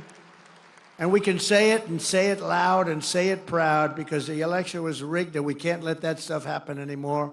Go to paper ballots, go to same-day voting, go to voter ID, go to citizenship. You have to prove your citizenship, a little piece of paper, and you won't have it. Sort of disappointing because a lot of Republican governors, they could do that. Same-day voting, paper ballots, very sophisticated paper, actually. It's all watermarked. You can't cheat. Very hard to cheat. France went that way. They were like us, and they were, you know, having very bad elections, very crooked elections. They had 37 million people. They voted. They had a winner. They had a loser. They went home. That was it. 10 o'clock in the evening was over. With us, you ever see, we have these machines that cost a fortune, and they say, we think we're going to have the final vote tally in 2.5 weeks. And wait a minute, this is election day. You ever see where in California they were counting votes 4 weeks later? And then they say, and by the way, all paper costs 8% of the machines. Why is it that Republican governors aren't going to it, okay? What's going on with our Republican governors? If nothing else, you say, even if it was just the same, and it's not, it's, you know, it's, nothing's foolproof when it comes to voting, but it's pretty close. But it costs 8%. In other words, you can have your election 8% the cost of the machines, and you get an accurate count. So it's pretty amazing. They gave us NAFTA, mass illegal immigration, the Democrats did, the fake Paris Climate Accord, and the China's entry into the World Trade Organization. That was a wonderful day for us. China entered the World Trade. They've done pretty good. And, you know, they didn't do things exactly by the books. And they were a developing nation. They still are. They say, we are a developing nation. We should be entitled to more. And our people say, oh, that's right, they're developing. They're not developing, we're developing. Look at some of our inner cities. We got to develop them. But we can't let the Democrats get away with this stuff. But we're developing more than they are. The globalists have been wrong about everything, and so I wear their attack on me because nobody has ever been attacked like a man named Donald J. Trump. In the history of our country, nobody's ever, but I wear it as a badge of honor. Nobody has ever been attacked. I was under more investigations than the late, great Al Capone. He was the most violent criminal. He was the most violent mob boss in history, and I was under investigation far more than him. It wasn't even close. Our opponents are not afraid that our America First policies will fail. They're terrified that our strategy will succeed and we're going to get bigger and stronger and better as a party, and that's what's happening, and that is what's happening. It's going to be something, and I'm actually looking forward to the midterms. I really are. We're going to prove that all of their treasonous years of betrayal will not be forgotten, because it's treason. What they did is treason. When they allowed millions of people to pour in through open borders from all over the world, they came. To me, that's treason. What they've done to our country is unthinkable. The money we have to spend to take people out, and then we have judges that say, no, let Tren de Aragua come back into our country. They want him to come back in. Killers, they cut off a man's fingers because did you, sir, make a phone call to the police in Colorado? Yes, I did. You've attacked us and you've taken over our building. They took over real estate all over Colorado. You did, right? Give me your hand. Put the hand down. Boom. Cuts off his fingers. And they want him back. And how about the mix-up with the MS-13, where it wasn't a Tren de Aragua, it was an MS-13 killer. And they said, oh, they got him mixed up. Let's get him back into our country. No, we need people that are going to love our country. I'm proud to be the president for the workers, not the outsourcers. The president who stands up for Main Street, not Wall Street, who protects the middle class, not the political class, and who defends America, not trade cheaters all over the globe. They're trade cheaters. They cheated on us. They cheated with tariffs on us. They stole our money. They stole our jobs. And now people are going around saying, oh, we're not treating them right now. We're treating them very good, actually. They're lucky we're treating them so good. And, you know, when I have tariffs and I say, well, we're going to charge what they did. We're going to charge what they did. And then I say, I'm going to charge much less than they did. Believe me, we're actually being nice about it. But we're doing very well, better than we've ever done before. My job is not to maximize the profits of outsourcers and these foreign corporations are horrible. It's horrible what they're doing, but we're catching them. We're catching them by the dozens. My job is I have to defend the American dream, and I have to defend the American citizens. That's my job. I have to defend that. The American dream is never mentioned. It was mentioned for 4 years, and now it's being mentioned again, but it was never mentioned when we had Sleepy Joe in office. I used to have the hardest thing I had to do with Joe Biden is the nickname. Do I call him Sleepy Joe or Crooked Joe? Could we take a vote, please? Who wants to call him Crooked Joe? Who wants to call him Sleepy Joe? That's my problem. It's like the same. They both work. They both work beautifully. Joe had one ability that I didn't have. He said he was a good golfer. He's terrible.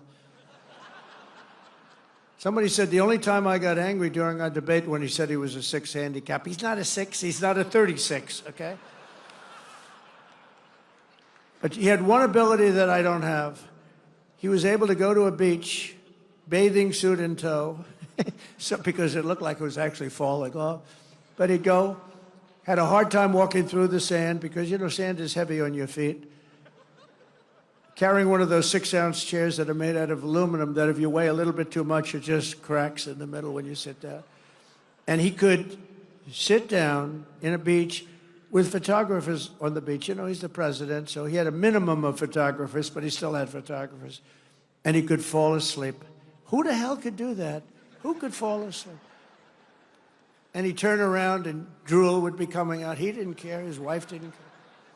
It's an ability that I could never fall asleep under those circumstances. I'd be very conscious of my body and what we look like. I'd be sitting up like this. Then I'd say, darling, it's time to go. Let's get out of here. Well, it wouldn't most people. I mean, this guy could go to the beach, and he was out in seconds. Guys are shooting him. He'd be in the papers the next day, eyes closed, mouth open. The United States has been getting ripped off for 50 years, and we're simply not going to take it anymore, and that's what's happening right now. In 1950, the United States dominated global auto production, producing more than 75% of all of the cars on Earth. Think of that, 75% and even higher before that. Today, we produce 11%, while China produces 3 times more than we do. Let me tell you something. With the tariffs that we're doing, as you know, we have tariffs on automobiles, aluminum, steel, separate from the other tariffs, the baseline we call it. Companies are pouring back into our country with plants. There's a run on sites. There's a run on old plants. Most of them are being ripped down for new plants. They've stopped building in Mexico, 4 or 5 plants, and they're all coming into the United States. I know what the hell I'm doing. I know what I'm doing, and you know what I'm doing, too. That's why you vote for me.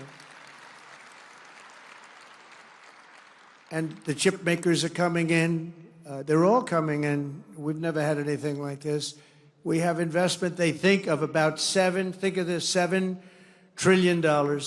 And that's been in a month and a half. Think of that. For the first, you got to give me a little time to get warmed up with that. So let's take the first couple of weeks off. For about a month and a half, we got almost $7 trillion spoken for. Trillion.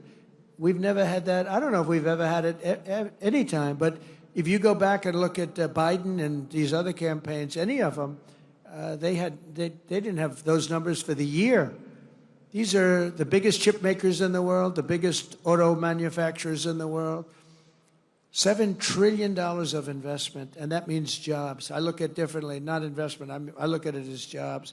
And they're coming in at levels that we've never seen before. And it is true that Mexico, they've stopped building plants, and those plants are now going to be built in the United States of America. So it's pretty exciting. All because of 2 things. They say, they want to be nice to me. They say, sir, because of November 5th, the election, and because of tariffs. I said, in that order? And the smart ones say, yes, sir. First was that you got elected, and second was tariffs. And I'll accept that, But I will tell you because of tariffs. But I'm the only one that would have done the tariffs because everybody was afraid.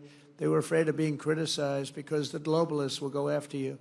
For 7 decades, American ships have patrolled the seas. American troops have kept the pace and peace.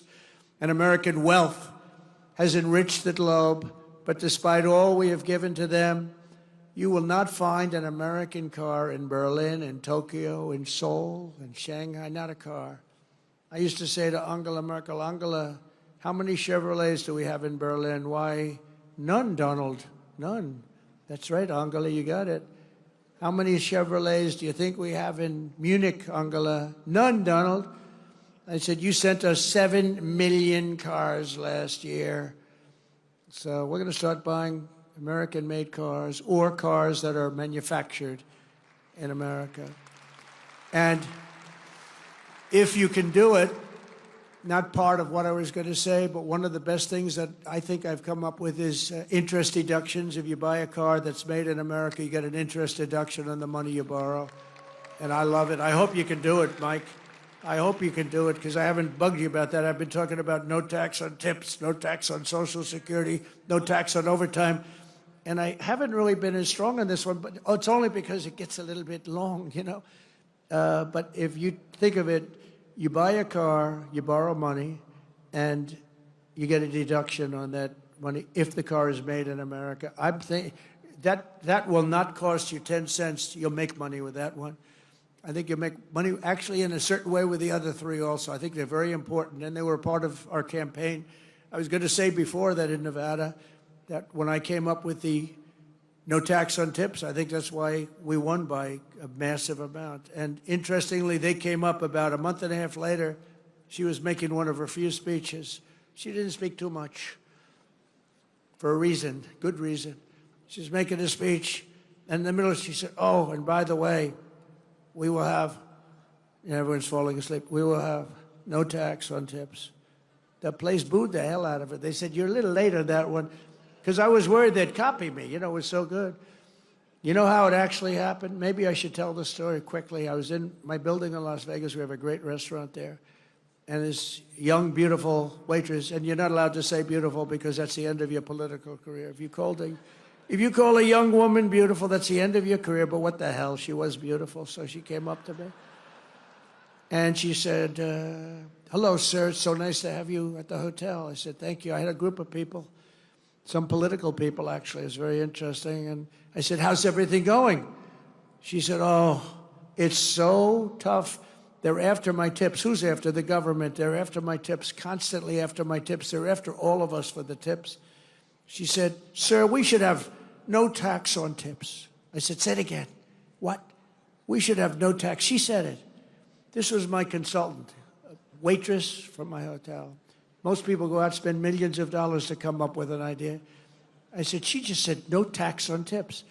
That's the coolest thing I've ever heard. So I went outside. There were a lot of, we finished our wonderful meal, steak, went outside, and there were a lot of cameras, as there always are, unfortunately. I say, ladies and gentlemen, we're going to have a new policy all over the country, but specifically in Nevada. There will be no tax on tips, right? And the cameras went wild. Click, click, click, click, click. And we won the state by a lot, so I don't know. So I have to find that waitress and thank her. She was my consultant, except I didn't pay her $2 million like the other consultants that we all get screwed by. Even worse than the tariffs other countries impose are the non-monetary barriers. That's a non-monetary. These are not financial. These are other things, what they do so that you can't get your product in that country. And China, as you know, is one of the bigger offenders. And it's not all China. Look, I get along with President Xi. I have over the years. But, you know, you just, when COVID came, that was the end. That was it. That was called the bridge too far. But I've always had a good relationship with a very smart guy, loves his country. I love our country. So, you know, we love our country. He loves his. I tell that to other leaders. You got to fight for your country. It's, you're not going to fight for us. But we can't fight for you. We're fighting for other countries. We're trying to make them great without making us great. But those days are over. They steal our intellectual property. They rob our trade secrets. They manipulate their currency to levels that have never been seen before. Today it was announced that China is reducing its currency. Did you see that? Big, big. In other words, they're going to make up for it. They got every trick in the book. I'll tell you, they are great. You got to hand it to them. You got to hand it to them. They're manipulating their currency today as an offset against the tariffs. You're not supposed to do that. The game isn't supposed to be played that way. It makes it very hard for us. But in the end, it's not good because they have to buy oil. See, we don't need oil. We don't need oil and gas. We have more than any other country. They have to buy it. That's where it hurts them when they do that. It costs them twice as much. And they ship their products through every one of our trading partners, running up our deficits with these countries. They sell a lot. You know, when you put a tariff on them, they sell it like with steel. They were dumping tremendous amounts of steel into our country during my term. I saved every steel mill. We only have steel mills because of what I did. I put a high tariff on them, 25 and then 50%, and it stopped. It stopped. They were dumping so much steel, we would have lost every single steel mill. The people that like me best are the people in the steel business, but I think the auto business is going to be right there. I think chips are going to be there. I think pharmaceuticals are going to be there because, you know, we don't make our own pharmaceuticals, drugs, and other things to get better. They're made in other countries, and you pay a number. I mean, the same package in our country compared to like London and other places is sometimes 10 times more. 10 times more. Something that sells for $88 in London sells for $1,300 here, made in the same factory by the same company. And that's over. I told them all that's over. They put all of their research and development money, they put everything. But what they don't tell you is that these other countries are smart. They say you can't charge more than $88, otherwise you can't sell your product. And the drug companies listen to them. But we're going to do something that we have to do. We're going to tariff our pharmaceuticals, and once we do that, they're going to come rushing back into our country because we're the big market. The advantage we have over everybody is that we're the big market. So we're going to be announcing very shortly a major tariff on pharmaceuticals, and when they hear that, they will leave China, they will leave other places because they have to sell. Most of their product is sold here, and they're going to be opening up their plants all over the place in our country. We're going to be announcing that, so that's breaking news. Ladies and gentlemen, we have breaking news. That's what's going to happen. What other presidents allow China to get away with is absolutely criminal, but I'm not like the other presidents, and it's not going to happen under President Trump. It's just not going to happen. After all of the abuses they've perpetrated, China's attempting to impose additional unjustified tariffs. Just so you understand, they all got rich because of tariffs. You know, now when we do it, oh, it's so terrible what Trump is doing.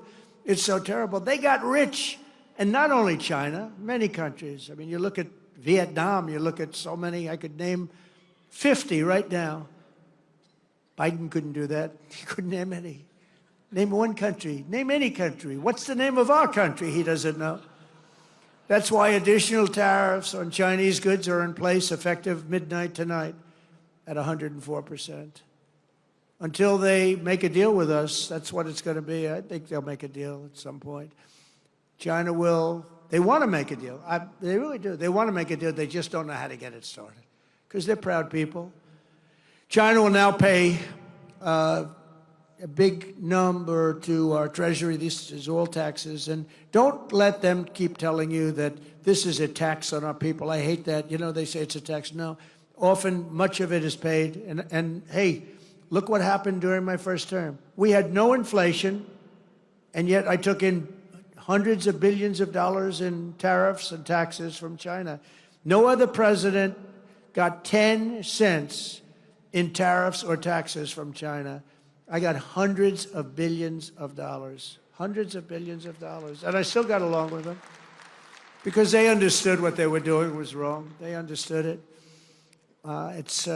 When you explain it, they sit up, they say, I've had numerous leaders tell me, you're right, sir, I was waiting for you to bring this up. Because some of the trade deals that were made by predecessors as president were so bad, you almost wonder who did these deals. They were either crooked or stupid. They can be nothing else. They were either stupid or crooked.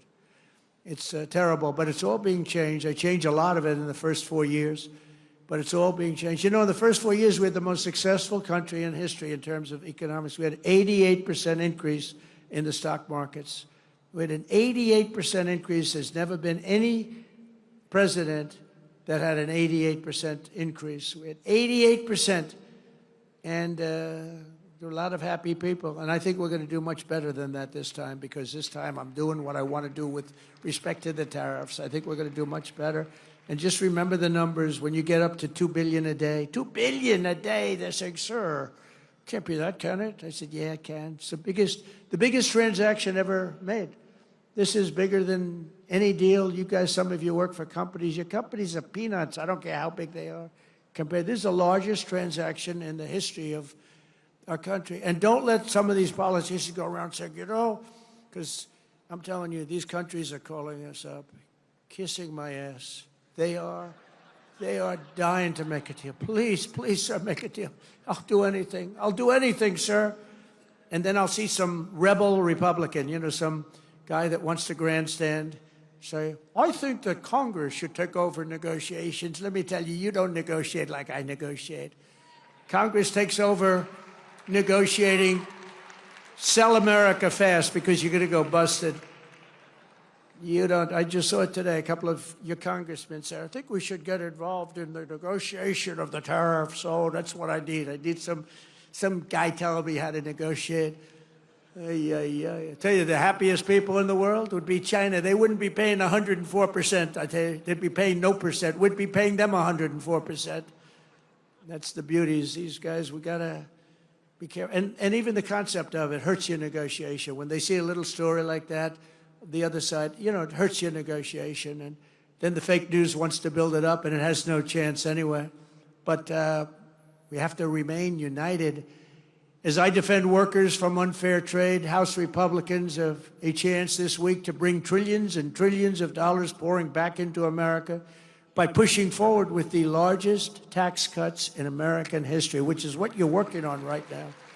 The largest in American history. And you know, the reason we had, because we had a great first term, and amazing first term, but I saw that the other day, that we had the most successful, I mean, I knew it anyway, but I saw that we had 88% increase. That's a tremendous increase. Think of that. And that's with all of the difficulties and all of the fake investigations and the Adam Shifty Shifts. Can you believe this guy? He's got the smallest neck I've ever seen. And the biggest head. We call him watermelon head. I'd say, how could that big fat face stand on a neck that looked like this finger? How can it? It was the weirdest thing. It's a mystery. Nobody can understand it. But he's one of the most dishonest human beings I've ever seen. And you know, how we can allow people like that to run in office is a shame, but we did. He was in charge of the witch hunt, you know. He was in charge of the fake witch hunt with Russia, Russia, Russia. It was a made-up story. Made up. Think of it. They make up a story. They know it's made up. It's gone on for a year and a half, 2 years. Russia, Russia, Russia. I knew nothing about it. The only thing I knew was that I taxed the pipeline that I told you about, that I put all sorts of sanctions and everything else. They never had a problem like they had with me. But it was Russia, Russia, Russia, constant, as a method of, what they did is that was the complaint about why she lost an election, because crooked Hillary was expected to win the election. But they didn't see what we saw. We saw the biggest crowds in history gathering, only superseded by the crowds we just had.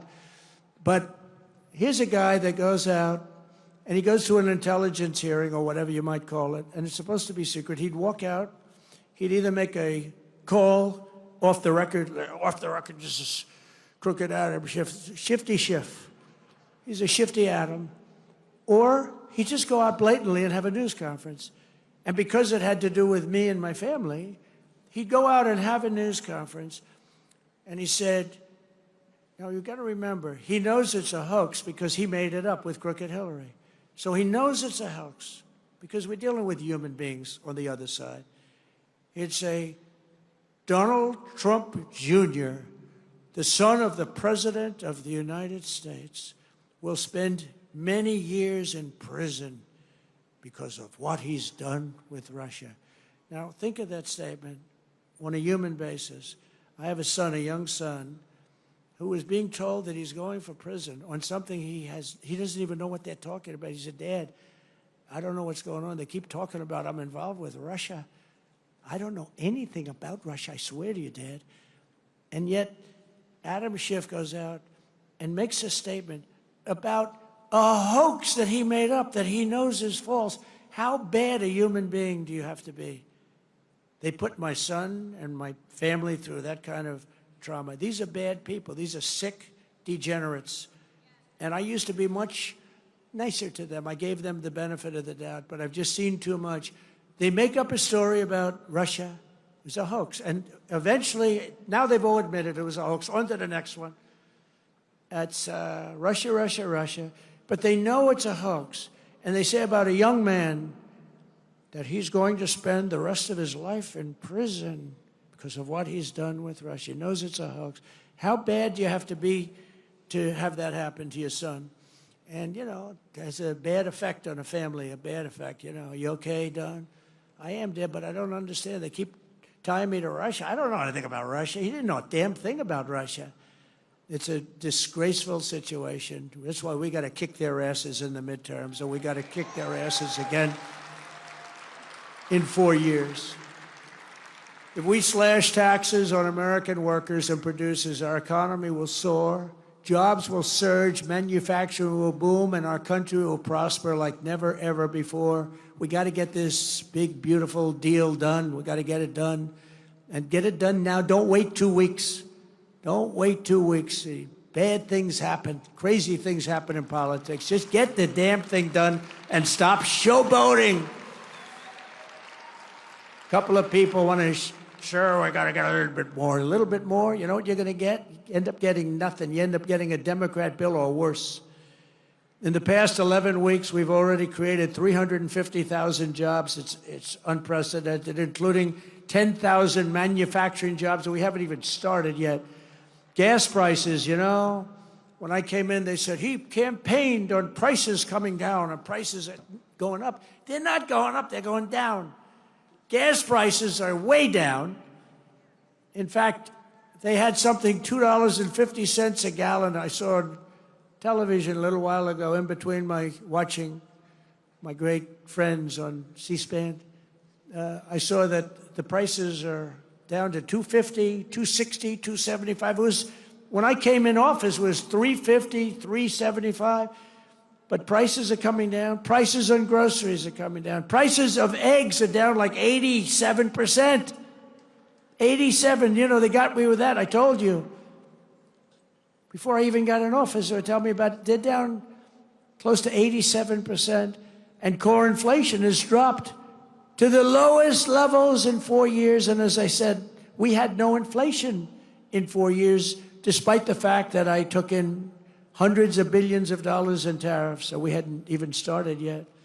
Nearly $6 trillion of new investment, and that number is now revised up to about 7. Apple, great company, is spending $500 billion because of tariffs. $500 billion, not 500 million, that's a lot. 500 million, you know, when I first heard the number, I said, you mean 500 million? You can build a lot of plants for... No, sir, 500 billion. 500 billion? TSMC, the biggest, most powerful chip maker in the world. This is without that stupid CHIP Act, where they say, here's billions of dollars to a company that doesn't need it. These chip companies are loaded. They give these companies billions of dollars to build a plant in the United States. They don't build them in the United States. They keep the money. It looks good. They give them billions. No. TSMC, I gave them no money. Great company. Most powerful in the world, biggest chip company in the world. They're spending $200 billion in Arizona building one of the biggest plants in the world. And that's without money. All I did is say, if you don't build your plant here, you're going to pay a big tax, 25, maybe 50, maybe 75, maybe 100%. NVIDIA is investing hundreds of billions of dollars. Johnson & Johnson is investing $55 billion. Eli Lilly is investing $27 billion. DeMac is investing $20 billion. We have billions and billions being invested by Merck, Clarios, Stellantis, General Motors, Honda, Nissan, Hyundai. All are putting in billions and billions and billions of dollars. They're buying sites all over their building because they don't want to have to pay 25 and 50% tariffs. They're all doing it. And I think they also have confidence in the country. They have a president that they have confidence in. I know many of them. With the help of people in this room, we are one big, beautiful bill signing away from the greatest economy in the history of the world.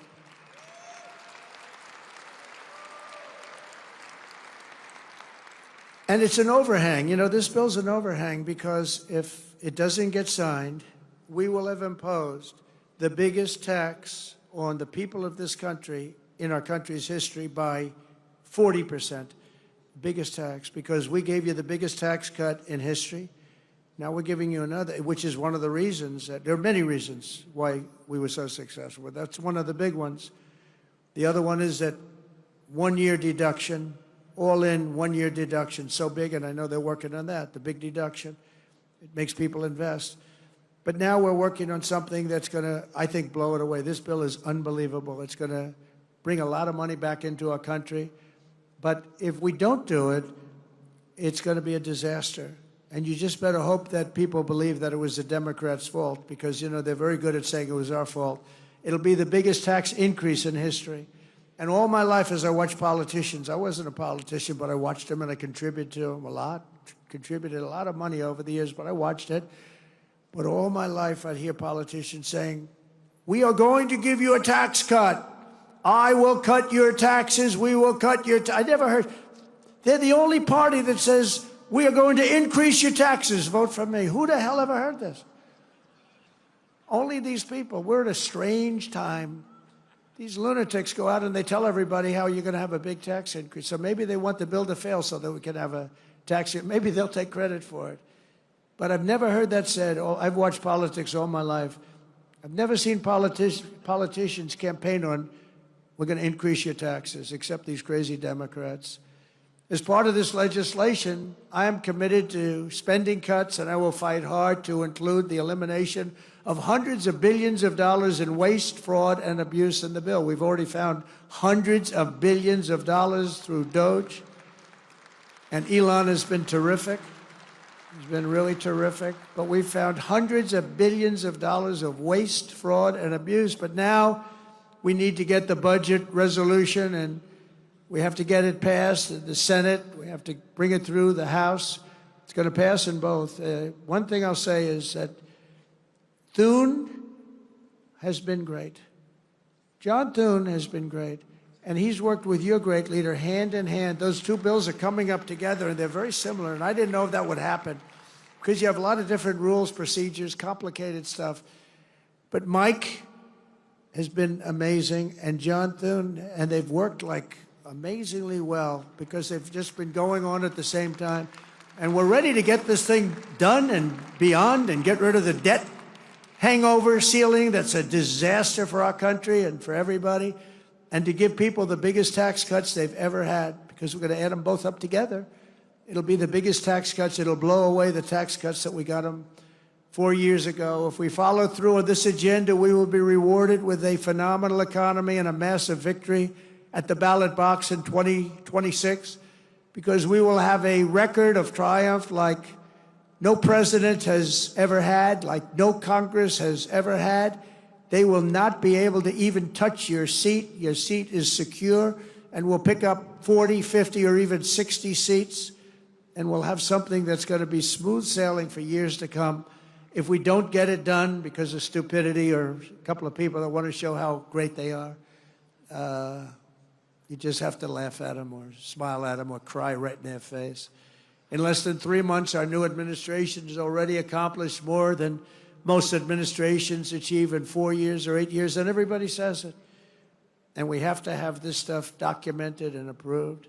In a matter of weeks, we've achieved the lowest level of illegal border crossings in American history. In history, they have a plaza in front in Tijuana, Mexico. I wouldn't advise going there on a trip, but nevertheless, they have a plaza, a big plaza, held hundreds of thousands of people. Yesterday morning, there were none. There was a man sweeping this massive plate of concrete, massive. And he was sweeping the concrete, and there was nobody there. During the same period last year, Joe Biden released more than 184,000 illegal aliens into our country. Think of it. Many of these people were from jails and mental institutions, as I said. Since my inauguration, we've released a grand total of nine. And they were all, in all cases, medical emergencies. We did that for medical emergency reasons. Last month, we officially designated Tren de Aragua, MS-13, and the Mexican drug cartels as foreign terrorist organizations. And thanks to the Supreme Court yesterday, and today we had a big ruling too. We had a very big ruling today. But we will continue to deport these monsters under the Alien Enemies Act. Think of that, Alien Enemies Act. Can you believe it? All things we wouldn't have had to do if the election weren't rigged. Now, in reconciliation, we need Republicans in Congress to give us the full funding to permanently secure the border and to carry out. That's part of what we're asking for. Who could fight that? We want to permanently secure. Without a border or without fair elections and without a good press, you don't have a country. Well, we have a lousy press. We now have a good border. And we're going to get good elections pretty soon. There's a lot of clamor for it. I think it's something that you should work on. You should go out and put a bill in demanding. You demand. You know, because the states are just an agent of the federal government, of you. You have to demand paper ballots. You have to demand one-day elections. You know what they do when it's longer than one day? All of a sudden, well, we're fixing the room up. Move those boxes. We're putting an air conditioner. Oh, really? We'll move the boxes back in a few days. Well, we're painting the room. Please move the boxes. And you notice the boxes go out, and then they move back in about half the number. Oh, it's so sick. One-day election. You don't need any more than that. One-day election, paper ballots. I think you should put a bill in. I mean, I don't know. Who's in favor of a bill? Who could not want it? Who could not want it? But I think you should do a bill in that. I think it would be so popular. And more importantly than popular, it's so necessary. You have to have great elections. You have to have fair and free elections. And you've got to have borders. Otherwise, you don't have a country. To quickly bring down the cost of energy and lower the price of everything, on day one, I declared a national energy emergency to drill, baby, drill. We're drilling. Oh, we're drilling. I withdrew from the unbelievably expensive for us, the Paris Climate Accord. So we were paying, it would have cost us $1 trillion, $1 trillion. China doesn't come into it till like 2035. Russia's based on a 1992 standard when the air was dirty. India was based on a very low standard. Except the United States, we had to pay immediately. We would have spent trillions of dollars on that scam. And it sounds so nice, the Paris Climate Accord. What a beautiful name. Isn't it beautiful? It was a ripoff of the United States. Well, don't forget, I'm negotiating with these people, but if you really look, the European Union, why was that set up? It was set up to screw the United States of America.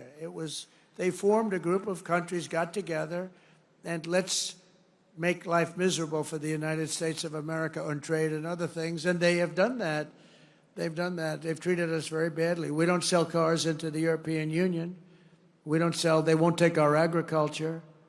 They want their own, but we take their agriculture, we take their cars by the millions. I terminated the Green New Scam, one of the great scams, one of the great hoaxes in the history of our country, only superseded by Russia hoax. I canceled Joe Biden's insane electric vehicle mandate where everybody had to have an electric vehicle in a very short period of time. Everybody was forced to have an electric vehicle. They built some power stations in the Midwest. They look like gas pumps with electricity, right?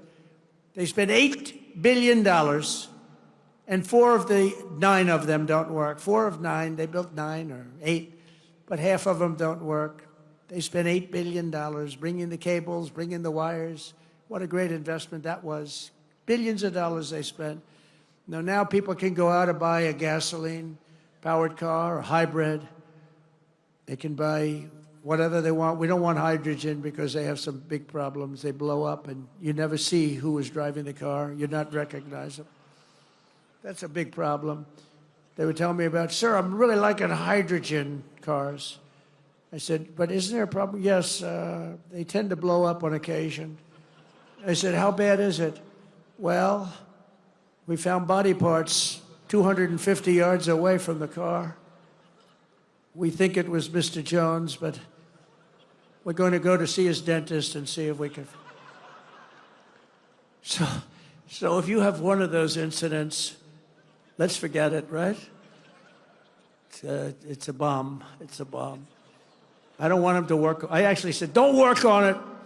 Between that and windmills, you can have windmills too. Most expensive form of energy ever. Anybody have a windmill by your house? Congratulations, you'll never sell your house. And today I signed historic executive orders to unleash coal production to the highest levels ever.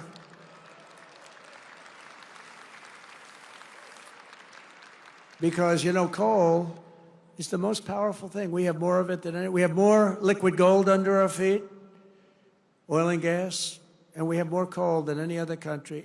No other country has as much as we have. All different forms of coal. And take a look at China. They're building 2 coal plants a week. Think of that, 2 a week. We are screwing around with wind. Oh, wind. These people are crazy. They say, oh, it's great for the environment. Yeah, it kills all your birds. You want to see a bird cemetery? Walk under a windmill sometime. Got birds all over the place. They're screaming for help. They got whacked.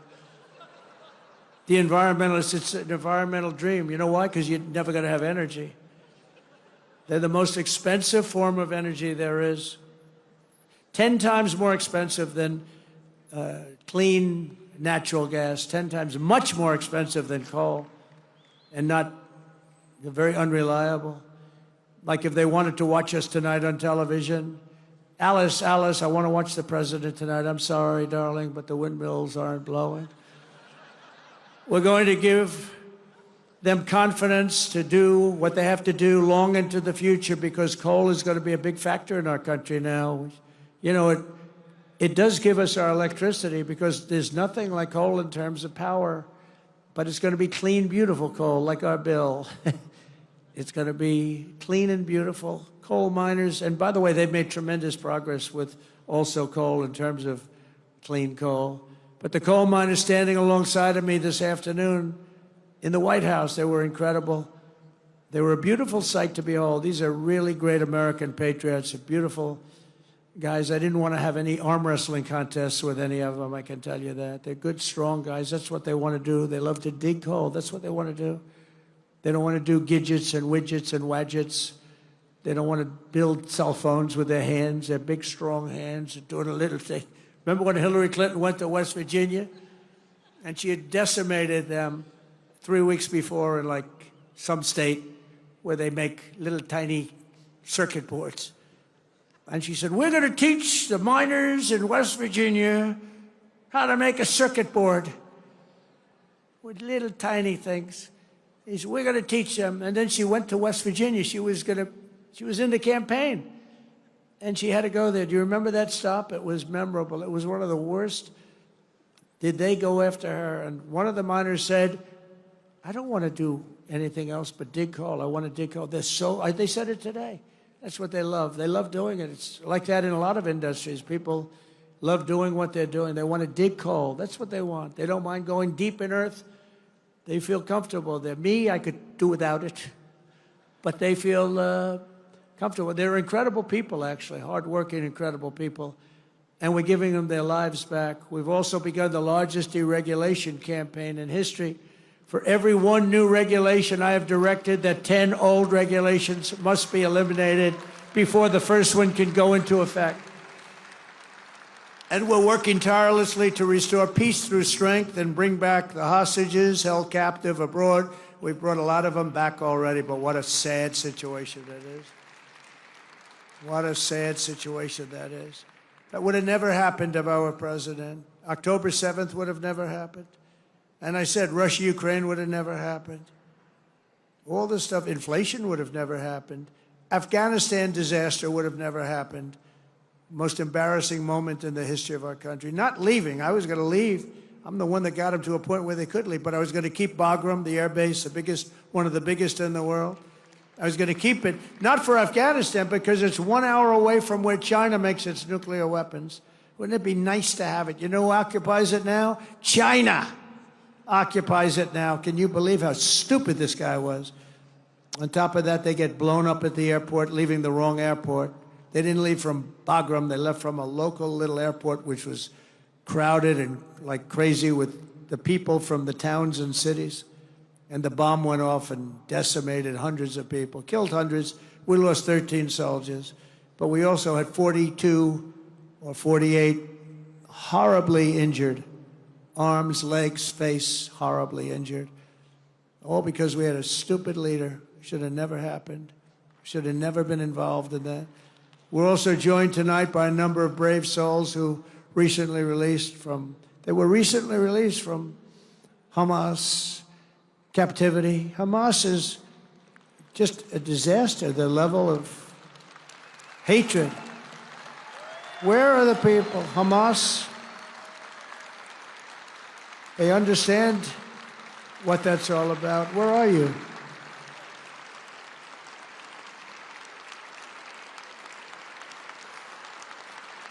That's great. How does it feel to be out? How does that feel to be out, huh? You want to come up here for a second? Come on up here. Come on up here. Come on up. Yeah, let them up, please. That's great. That's great. I'll tell you, these people, what they had to go through. I had 10 hostages in my office 2 weeks ago. What they had to go through is just horrible. Come on up. That's great.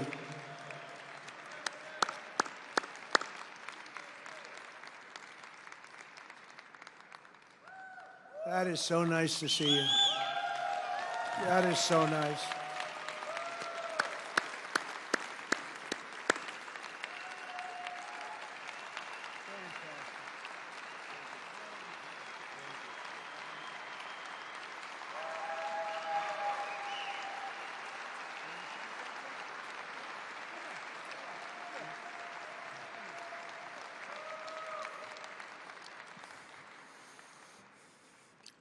Thank you very much, President Trump. I'm here and I'm alive. President Trump, you saved my life.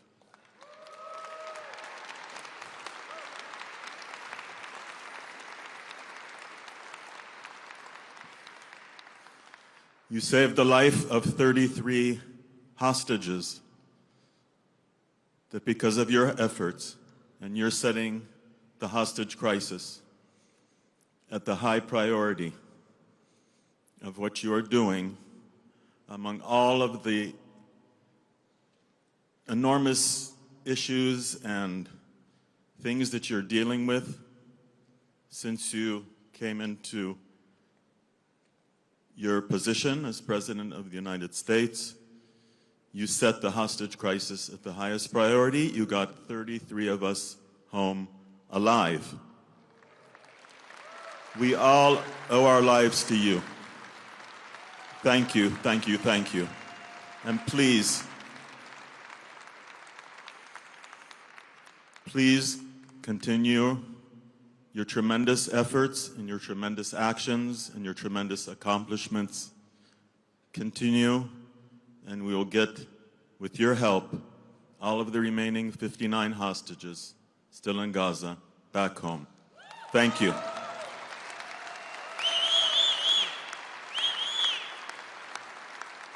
Thank you, President Trump, for bringing my Keith home.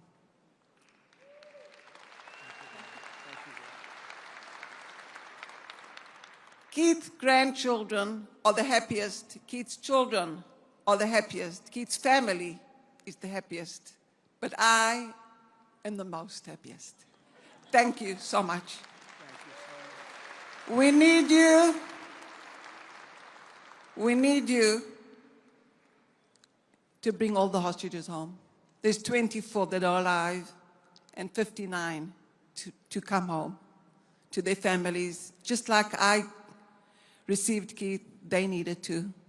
We have Yair standing here with us, and Eitan, his brother, is underneath the ground now, begging to get out. So I'm begging you all to help us. We need your help. Thank you.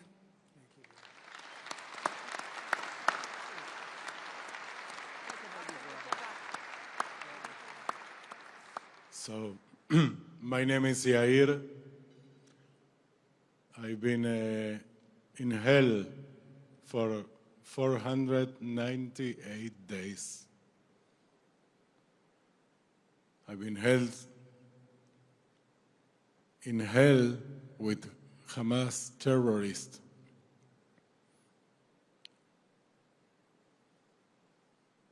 When we didn't see the light, but we feel when we heard President Trump get elected, we knew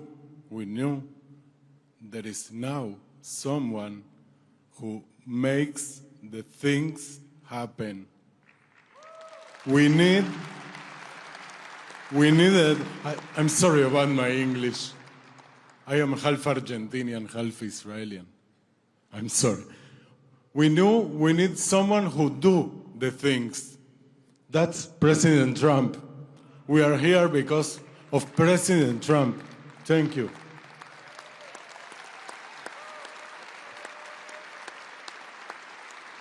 Thank you for your efforts. It's really surreal to be here. You know, I'm a simple man. I'm running the bar in the kibbutz in Niroz, where I was live, and now I'm here with President Trump, who's running the world.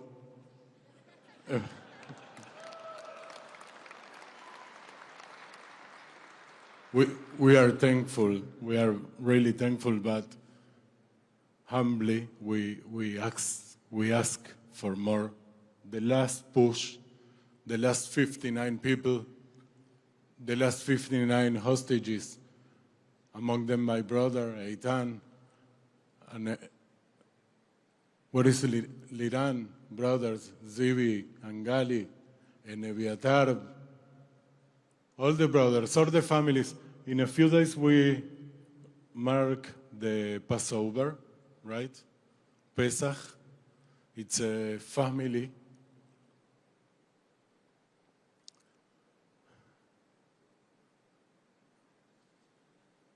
Family time. So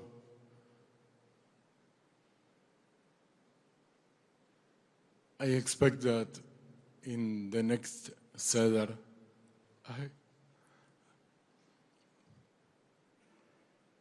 when my mother make the kneidalach, the matzah balls, that my brother Eitan, my little brother, who I call little, but he's 38, but it's my little brother. I hope he can sit with us in the Seder of Passover, and wow, it's overwhelming. I just want to tell you again, thank you. Thank you very much.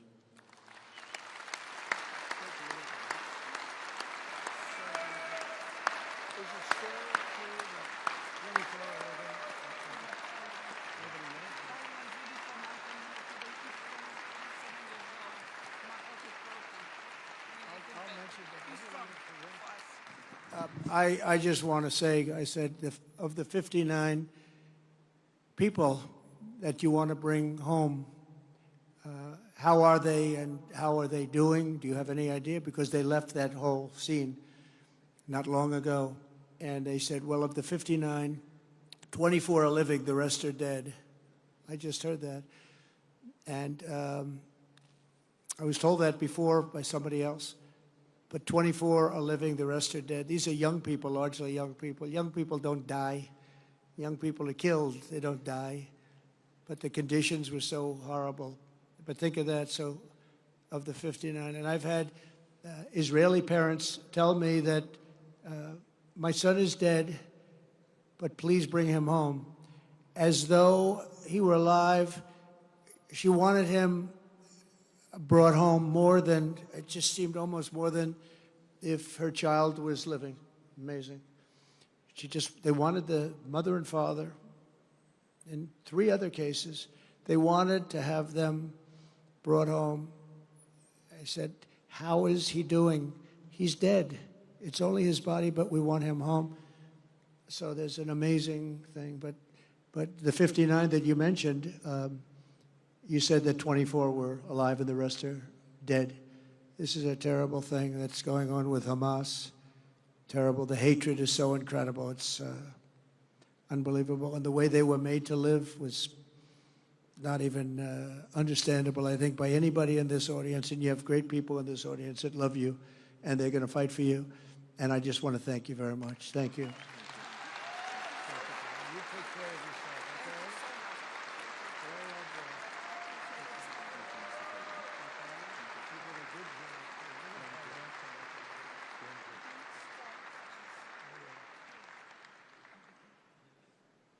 Thank you very much. Thank you. We'll get him back. Be careful.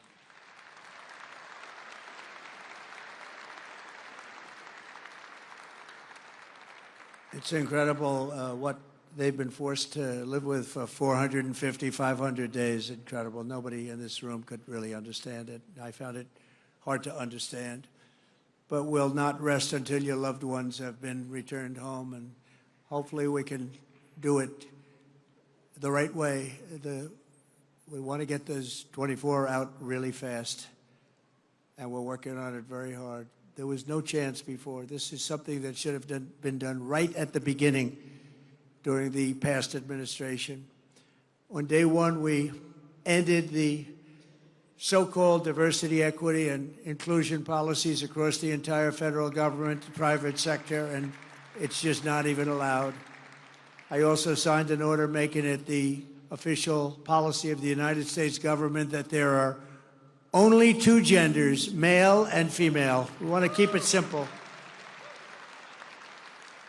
As you know, in a very important executive order, I banned men from competing in women's sports. That was done, and I hope all of these executive orders can be codified, can be voted on by Congress. I can't imagine any Republican that's not going to vote for them. Many, many of them, over 100. And I think every single one of them is just common sense, good. It's good politics, but the word politics doesn't matter to me so much. It's good for our country. If Democrats retake the House next year, they will try to reverse all of the progress that we've made, which is record-setting progress. Instead of House committees run by Mike Johnson, Steve Scalise, Jim Jordan, James Comer, Ronnie Jackson, and so many other of our friends in this audience, the House will be run by the same band of radicals and lunatics you saw at my address to Congress, including Hakeem Jeffries, AOC, Ilhan Omar, Nancy Crazy Pelosi, and Weird Al Green. He's a weird dude. Oh, he should have been treated very badly for the way he behaved that night. Think of it, they didn't stand up. They didn't pay respect to anybody, including, think of it,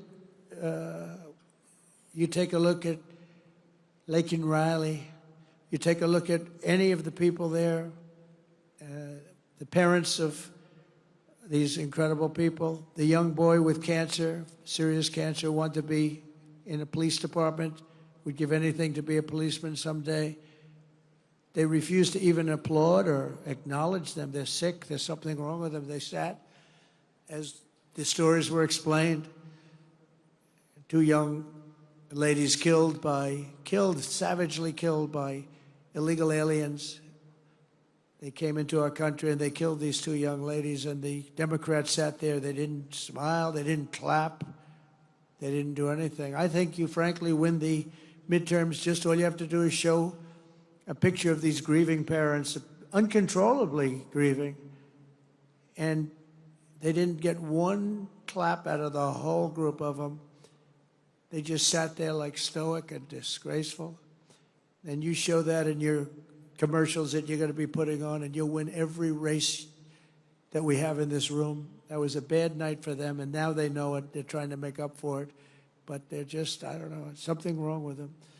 That's why every day from now until November 2026, we're going to fight to elect and expand the Republican majority of the House and save our country from these radical left lunatics. We will not be deterred. We will not stop. We will not yield, and we will never, ever back down. We're not going to back down.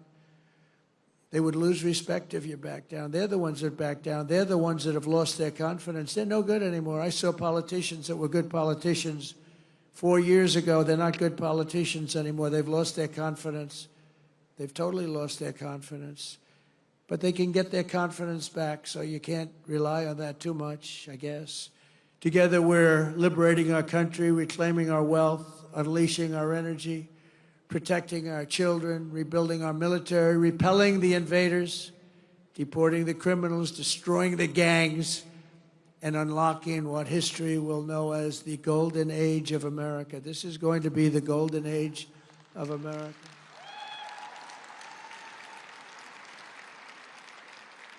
With your support, your commitment, and your help to elect more Republicans, we will finish the job that we have really brilliantly started. It's been a brilliant period of years.